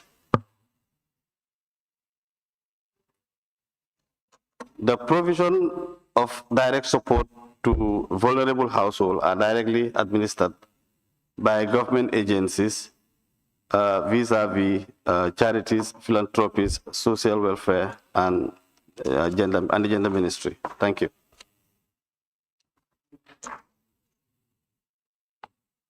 Honorable Speaker, if I heard the minister right, he talked about free market. In order to stabilize prices of basic commodities as a government or as a ministry, will it not be the responsibility of government to take leadership in order to stabilize prices of basic commodities?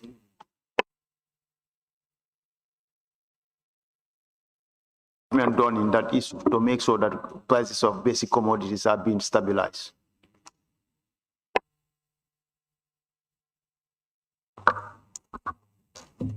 Government have put in place mechanism to ensure prices are stable through the concession it gives in the taxes that it levies, but also the incentive it provides to farmers and commercial operators to ensure that these products are available at all times. Thank you. No further question, please. Thank you, member. The Honorable Member for Fonyi Bondali, you have the floor. Thank you, Bintang. Thank you. No, I have Bondali. Yeah, maybe it's a mistake of writing. Huh? I say maybe it's a mistake when he was writing, because Bondalis have not been here for a while. Okay, no, please, take your seat.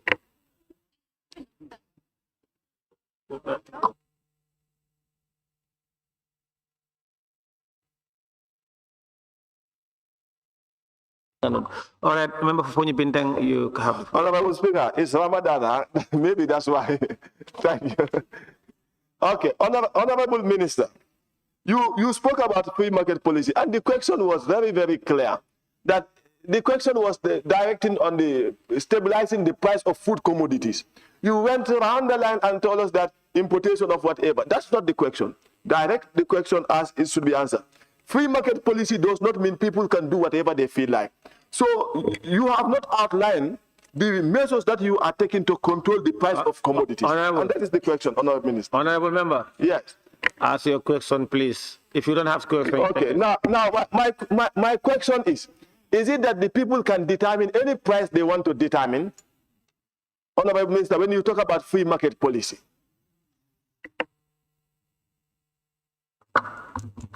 Free market policies point of order, Honorable Speaker. There is a point of order from by the member for Serekunda. Please, can we hear? 38J. A question fully answered shall not be asked again during the same session. His question was answered.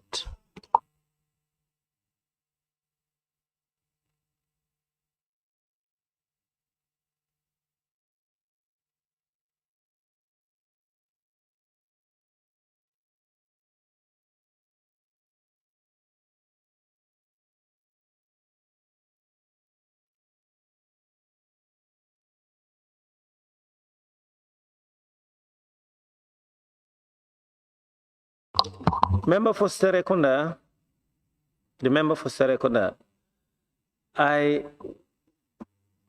his question is, he asked the minister to explain what he meant by free market policy. Does that mean people can fix their own prices or not? So, and your point of order is that a question fully answered should not be asked again. Have the minister answered that question, sir? Please use your mic. Minister have answered that question. Yes. That is why he raised the issue of liberal and free market. Yeah, the minister have fully answered that question. That's why he raised the issue of free market and liberal market. What did the minister say about, was the minister asked? Yes, when the parent question is about... Hold on. Was the minister asked to answer what he meant by free market policy? You should, Speaker, I think you should consult with your AD, your technicians there. But the minister has fully answered that question. That's where the issue of liberal market came about. Otherwise, if you want, you can just grant him the floor. Honorable member, it's not about wanting to grant him. You know, the supplementary questions are based on the answer asked and yes, and answers. Please order here. Answer asked. Order. The members for Wuli is and the member for Fatou Kejawara. Please order. Supplementary questions are meant to elucidate more on the answers based on the substantive question and answer provided. So if the minister had talked about free market policies and the member asked him what the minister meant by that, and you said a question is fully answered, the parent question was never on free market policy, and the minister's answer was never based on that. In the answer, the minister talked about free market policies. And the supplementary question to that is what the minister meant by that. Does it mean that people are at liberty to fix or to put on prices of commodities, basic commodities, ask the questions at will. That's his supplementary question. It was never asked. So, Minister, please provide an answer to that. Honorable Speaker, free market policy simply means prices are determined by demand and supply. It doesn't mean that everybody is free to charge whatever, but in a market functioning very well, that is not even possible. The assumption is that there is enough demand and there is enough supply, and the commodity is determined through that mechanism. So that is what we mean by free, liberal market system. Member for Sanimenteng, you have the floor. Thank you very much, Honorable Speaker. And Honorable Minister, thank you very much for giving that very comprehensive response. But Honorable Speaker, having given a comprehensive response with regards to the prices, stability in the Gambia, Honorable Minister, what would be the ministry's short-term plan to ensure Gambians have a stable price as we are in the Lent for Christians and of course Ramadan for Muslims? A short-term plan. Thank you. Thank you, Honorable Member. I just want to make reference to the recent MPC statement by the governor of the central bank. Actually, contrary to what is being reported or assumed in the question and what is being also assumed here, that actually prices during this time are on the upwards stream. The Monetary Policy Committee reported that actually prices have actually come down from somewhere between 16.5% in September 2025 to now about 6.9%. That is the average. That doesn't mean that individual commodities and individual items cannot go up and down. In some instances, in some part of the basic commodities in particular, the general trend is that it is going down, except for few items that have been observed to be going up, and that is including onion and potatoes.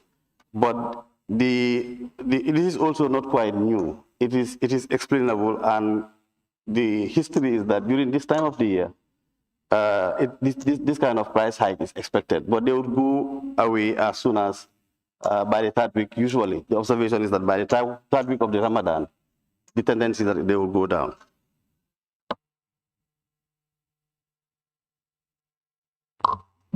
Member for Kiang West, you have the floor. Honorable Minister, whereas you assert your ministry's commitment in upholding the liberal market principles, however, there are internal policies that requires levies on imported food commodities, which are policy matters. And of course, as a ministry responsible for policy formulation, to look at those levies and duties that are put on those basic food commodities. That is where the problem comes in. Is your ministry ready to try to minimize those levies because it ends up affecting the consumers rather than taking a fixed price? This is what is to be bought because it's a liberal market. But you can look at those levies that you put in on the business communities. Are you ready to look at that, and how soon could that be possible? Honorable Speaker, the questionnaire did raise a very important matter, and that is the issue of levies and duties, in addition to possibly taxes and other charges. If you look at this tax structure, it's such that there are items that are aimed at raising government revenue, but there are also items that are levied to recover services being provided. And in some of these instances, like levies and duties that he inferred, most of those ones are in respect of services or cost recovery. But I can tell you that the tax structure of the Gambia vis-a-vis essential commodities is such that we are far below the region, and that is being done for obvious reason. We want to use the Gambia as a hub for attraction of imports, and then further then supply it across the region. But with respect to the levies and duties, it serves a different purpose. It's usually cost recovery, and those services are also... Honorable Minister, supplementary questions, answers to supplementary questions are limited only to 2 minutes. All right.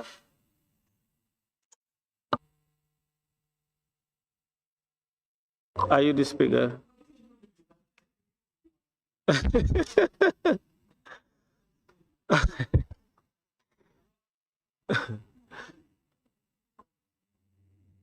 Honorable Minister.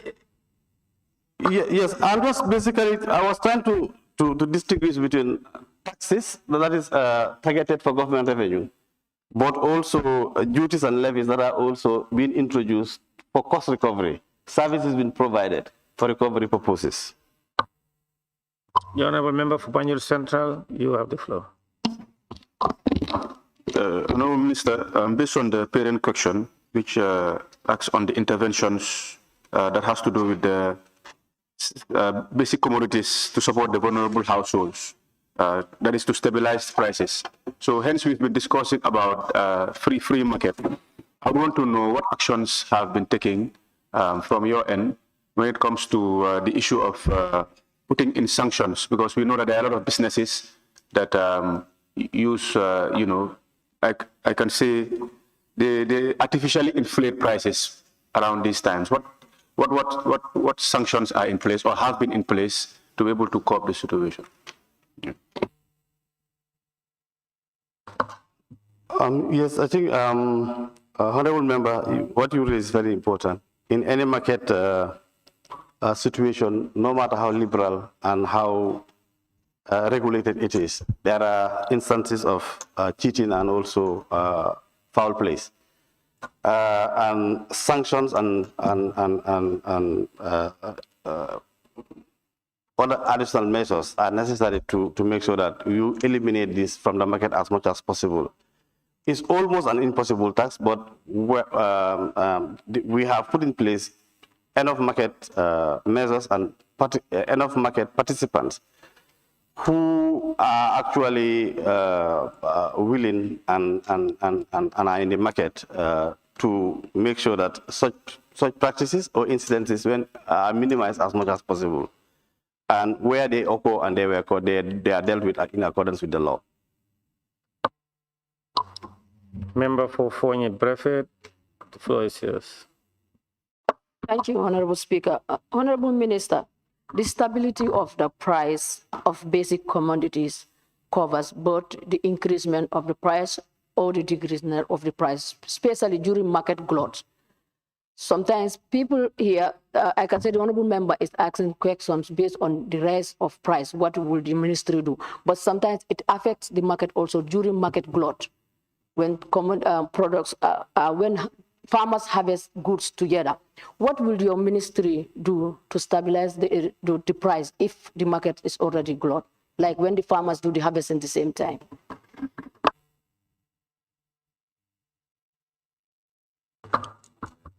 Yes, a price glut can happen and do happen, especially when commodities ripe at the same time, and there is no mechanism of also preserving them to serve and stay for a longer time. In those instances like that, in a free market regime, we don't control or we don't fix prices. It's usually determined by supply and demand. And that's, in some instances, how they might even accuse government of, especially these are local produce, that when they are in the peak of their harvest, why wouldn't also government step up and protect their produce allowing them to have access to the market. But I think we are increasingly listening to that because recently you heard of the onion and the potato moratorium. That is exactly for the same reason. So we will continue to monitor the Gambian produce and give them preferences to the market during their time of peak harvest. Question number 024 of 2026 by the member for Jara Central. Thank you very much, Honorable Speaker. And then thank you very much, Honorable Minister. Honorable Speaker, could the Honorable Minister for Trade, Industry, Regional Integration and Employment inform this August Assembly of the monthly consumption rate of the following food products in the Gambia: Irish potato, onions, and rice? Thank you.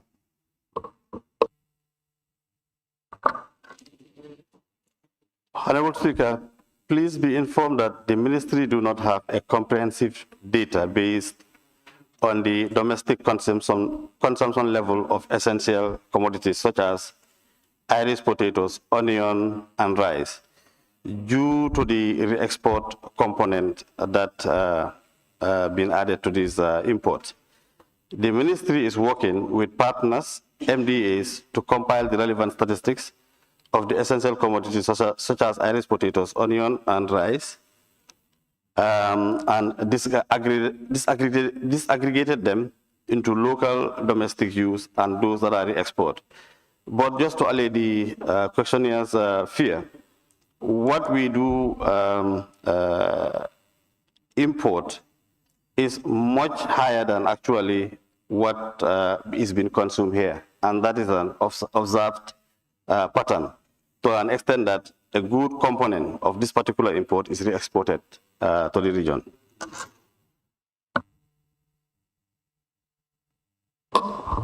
Thank you very much, Honorable Speaker.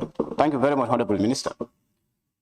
So, if the ministry do not have a record of how much potato, Irish potato, onions, and rice have been consumed in the country, so I wanted to ask, how do you then implement the moratorium effectively and efficiently?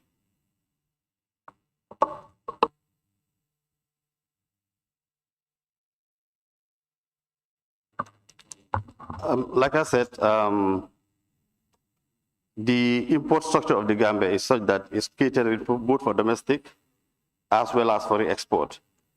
So to allay your initial fear, and that was to say whether or not we are actually producing enough for Gambians, and the answer is obvious.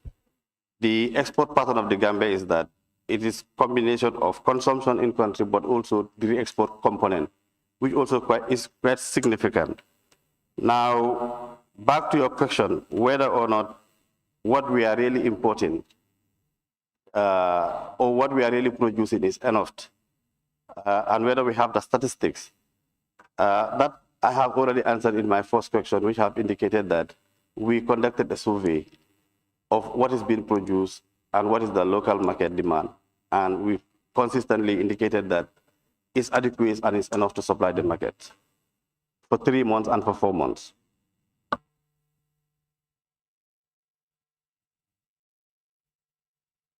Thank you, Honorable Minister. So then how prepared is your ministry to be able to get to the having a list or an organized data of what we consume, more particularly the basic commodities, which include rice, sugar, potato, etc. You don't have sugar in your question and answer. And you are just meandering your supplementary. It's all answered by him. And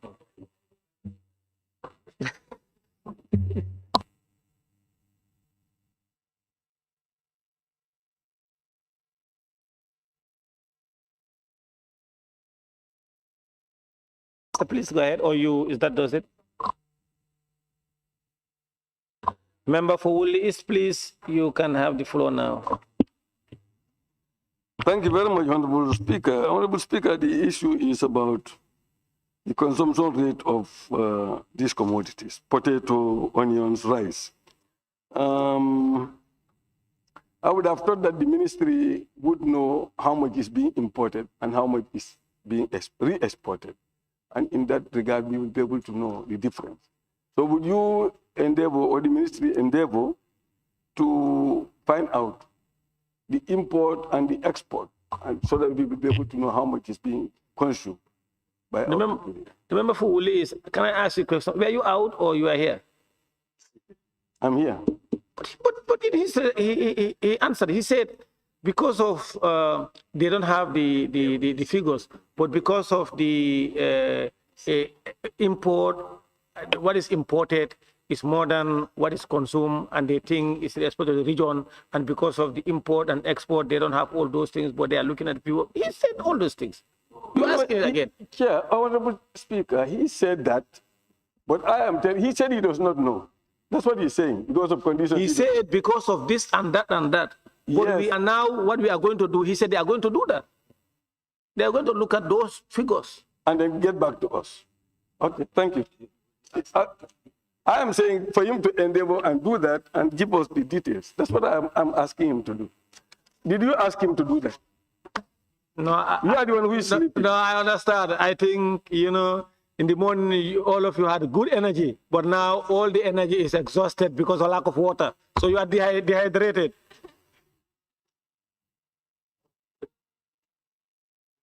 Remember for Banjul, you see, you know, Serekunda and Woolly, they are my friends. Yes, they are today. Remember for Banjul Central, you have the floor. Yeah, Honourable Minister, my question was partly answered based on your last submission. However, I would want to know, I would want to know, right now, do you know what our national consumption rate is currently? And does there exist a policy, evidence-based policy, that would give us accurate numbers when it comes to knowing our national consumption rate as a country? You know, Honorable Member for Banjul Central, you see, I don't know who rose a point of order, and the member for Serekunda, a question fully asked and answered shall not be asked again. It was asked, in fact, the substantive question, and he answered. He said he doesn't have the percentage of the national consumption rate on this one. He said it. They have responded to it. He responded to it. No, Honourable Speaker, my question is based on policy. Is there a policy guide that would determine that? That's my question. Honourable Member, there is a policy guide, and I just want to assure and re-echo what the Speaker has just said. What I am saying is that our primary concern was not about import for domestic market, because we know we are always importing in addition to the export component that is always added. So with respect to the local market, that has never been our primary occupation, because as a region, we import plus. Now, if you want to know exactly how much we import, we've said that we have assessed the market for potatoes and onion, and they are more than enough to supply for 3 months and 4 months. But if you want the numbers, we can also look at the number and share the number with you. Maybe we will allow the members from Lower Salom, Nyamir Dankonku, Nyanija, Serekunda, and Woolly East, when they finish with their conclave, they will report to plenary. Tell us, what are you meeting? Your meeting? Yes, we are consulting on the ruling that you have made. Yes, we want to deal with you.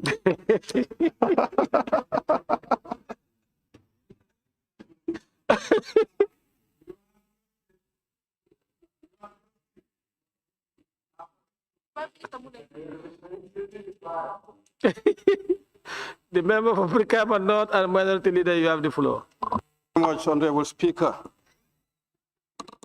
Honorable Minister, you indicated that survey assessment was conducted on the local products. However,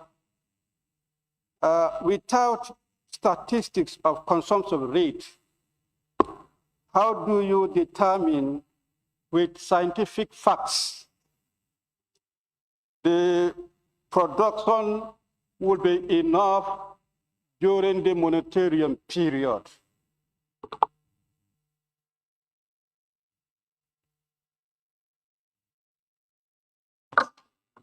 Good question. Like I said, we have done a survey, we have done an assessment, and based on what we have gathered from the local farms, whether from the commercial farmers or from the gardens, we have determined that what will be produced in terms of onion and potatoes are more than 3 months and 4 months. Now, if you want the disaggregation of that, we can also endeavor to share.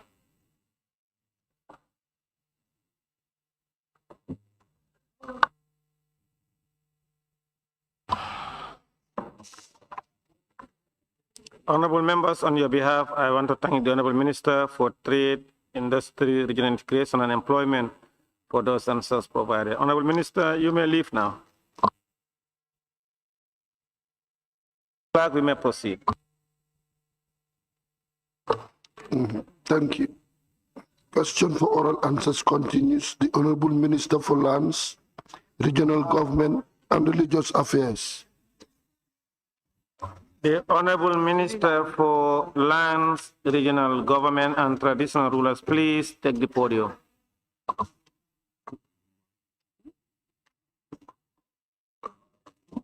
Regional Government and Religious Affairs, rather.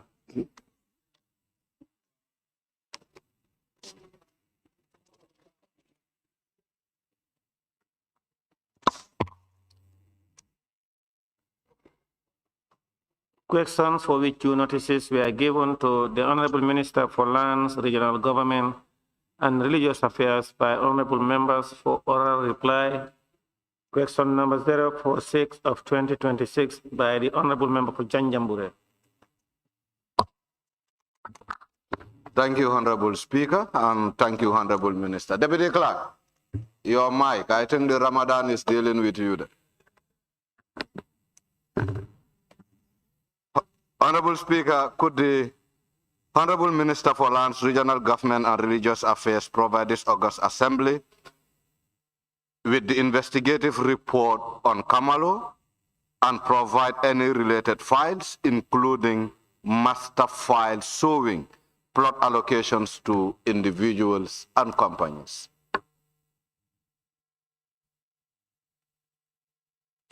Thank you, Mr. Speaker.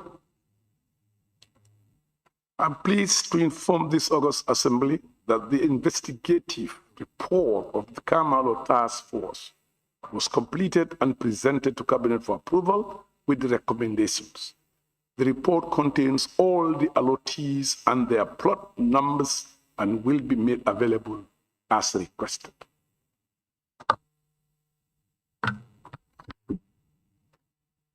Thank you, Honorable Minister. If I may ask, on the basis of a timeline, when do you think this August Assembly could lay hand on the report? As soon as possible.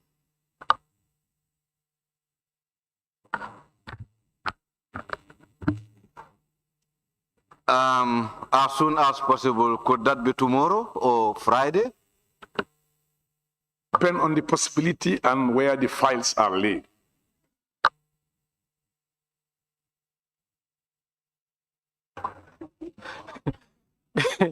Member for Brikama North and Minority Leader. Honorable Minister, you indicated that the report is completed and presented to Cabinet for its approval. When actually was this said report presented to Cabinet? The report was discussed since last year. I can't remember the exact date. It was last year. capacity.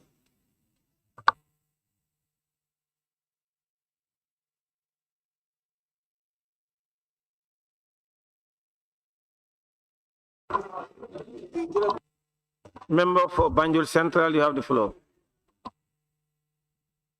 Yeah, thank you. Mr. I want to know, what do you mean by where, depends on where the files are laid?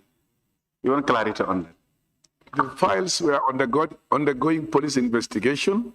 They've been returned. We have to collect them, compile them, and bring them to this, give the information. The member for Joswang, you have the floor. Thank you very much, Honorable Minister. Honorable Minister, I love your color. Honorable Minister, did you start acting on this recommendation? Did you start acting on these recommendations? Yes, we started on the recommendation of the report. Member for Fonya Councillor, you have the floor. Yes, thank you. Honorable Minister, as per what you've said about the report compilation, and just the question that you have said, you have started acted on the recommendation. Parliament also need to be aware of the details in the report. Can you give us a specific date, day and time for submission of this report for the Parliament? Honorable Speaker, I want to inform the Honorable Member that I've already answered that question in the question asked by the member for Janjambure. That's correct.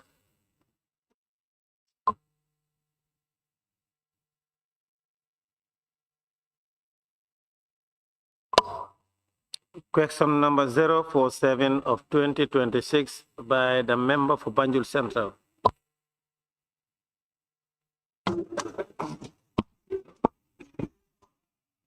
Honorable Speaker, in view, oh, sorry.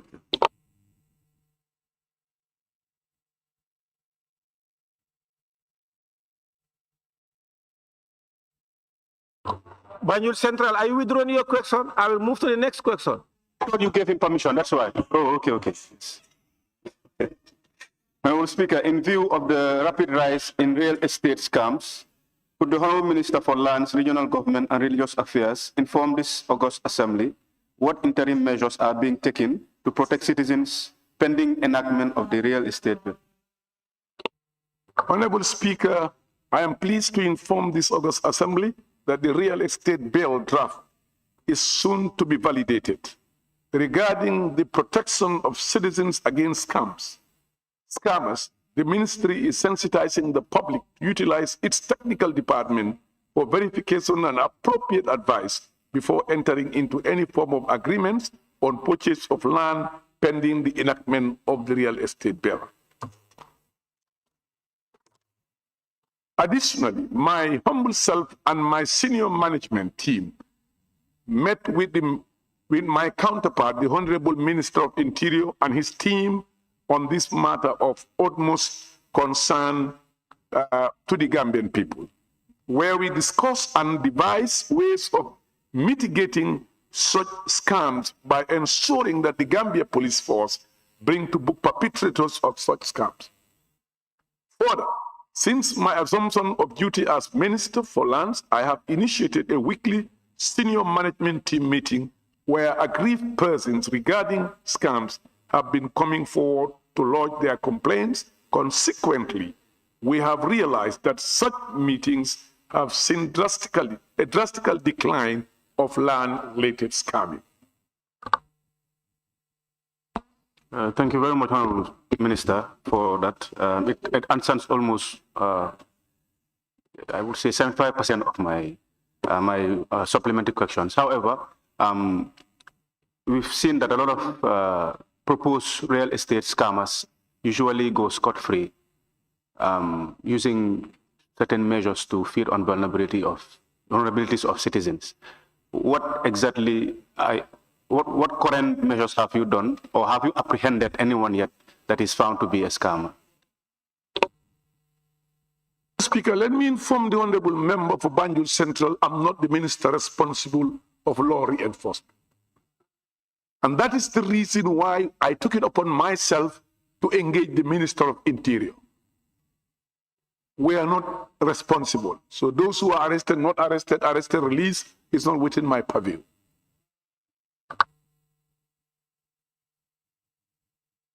Any further question? The member for Serekunda. Thank you very much, Honorable Speaker. Honorable Minister, normally these land scammers, they normally work with insiders in your technical departments. So have your ministry conducted any investigation about this? Honorable member for Serekunda, you cannot substantiate those allegations.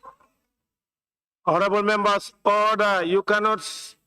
Honorable member, order, please. Honorable member, you cannot come here and allege persons who cannot. Yeah, withdrawn. I withdraw. Who cannot defend themselves here. I withdraw. But what I'm saying is that. No, take your seat. Huh? No. Yes, normally this nominated member, Maimuna Sise. Normally the land scammers do work with insiders. Nominated member Maimuna Sise, you have the floor. This,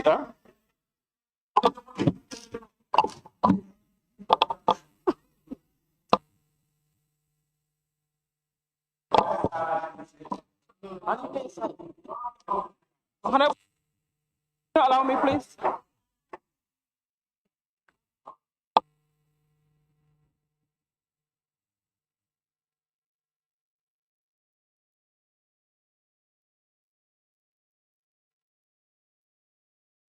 Members, please order. Nominated member Maimuna Sise, you have the floor. Thank you, Honorable Speaker. Honorable Minister, as we all know, these real estate scammers are real in this country. Does the ministry have any plan to set up a special tribunal court for land allocations in this country? Because so many victims are working in pain, but you have so many scammers are also working freely in this country. Thank you. Honorable Speaker, I want to inform the nominated member, my ministry is not responsible of judicial processes of that nature. However, we have reached out to the Chief Justice based on the outcome of the discussion related to the land policy. The Chief Justice and the Minister of Justice have agreed there will be a special court dealing with lands, and that process is ongoing as we speak, and I think as soon as possible that court will be operational. The member for Brikama North and Minority Leader, you have the floor. Thank you very much, Honorable Speaker. Honorable Minister, in your response, you indicated that your ministry had discussed and devised ways in mitigating the scam. Could you inform this August Assembly what is your assessment on the impact of the mitigating devices that your ministry discussed on? We are seeing positive results in it.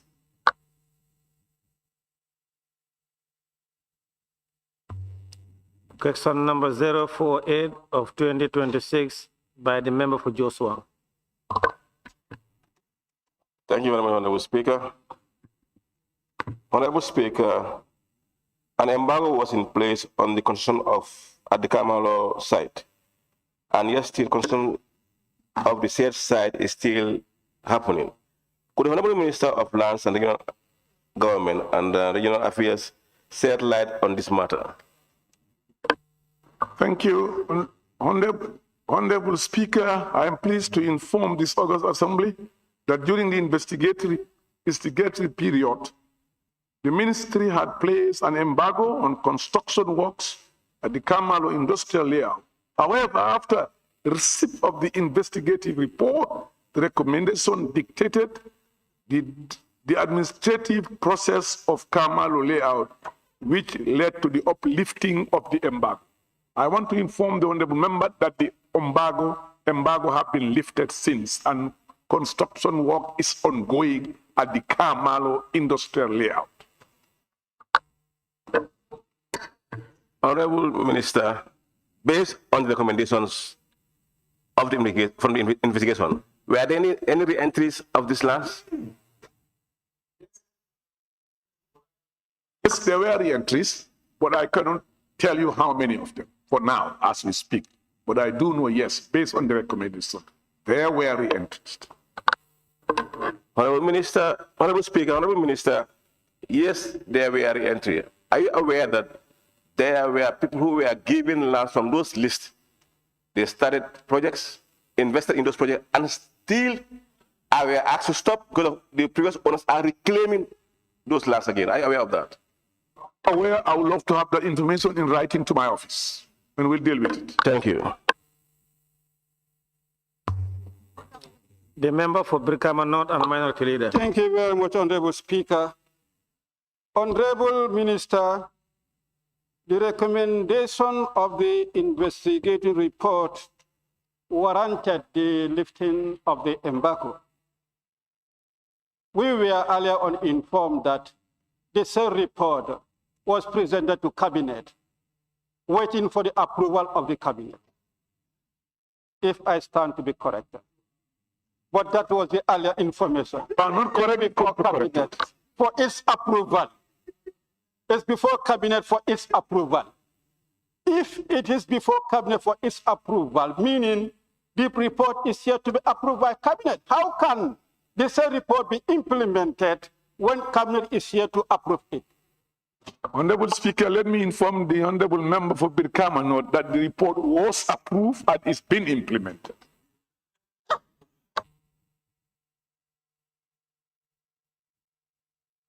Approved by Cabinet and it's been implemented based on the recommendations in the report. Member for Woodley East, you have the floor.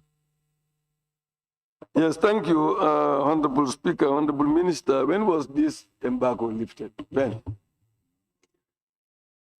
When was the embargo lifted? When was the embargo lifted? When? When the report was adopted. Approved? Yes. Last year. It was lifted last year. Honorable members, on your behalf, I wish to thank the Minister for Land, Religious Affairs, for Land, Regional Government and Religious Affairs, for those answers provided to this Assembly. Honorable Minister, thank you. You may go. Honorable members, be it resolved that this Assembly do stand adjourned until Thursday, 5th March 2026 at 10 a.m. Those in favor, please say aye. Those not in favor, please say no. The Assembly now stand adjourned until Thursday, 5th March 2026 at 10 a.m. prompt.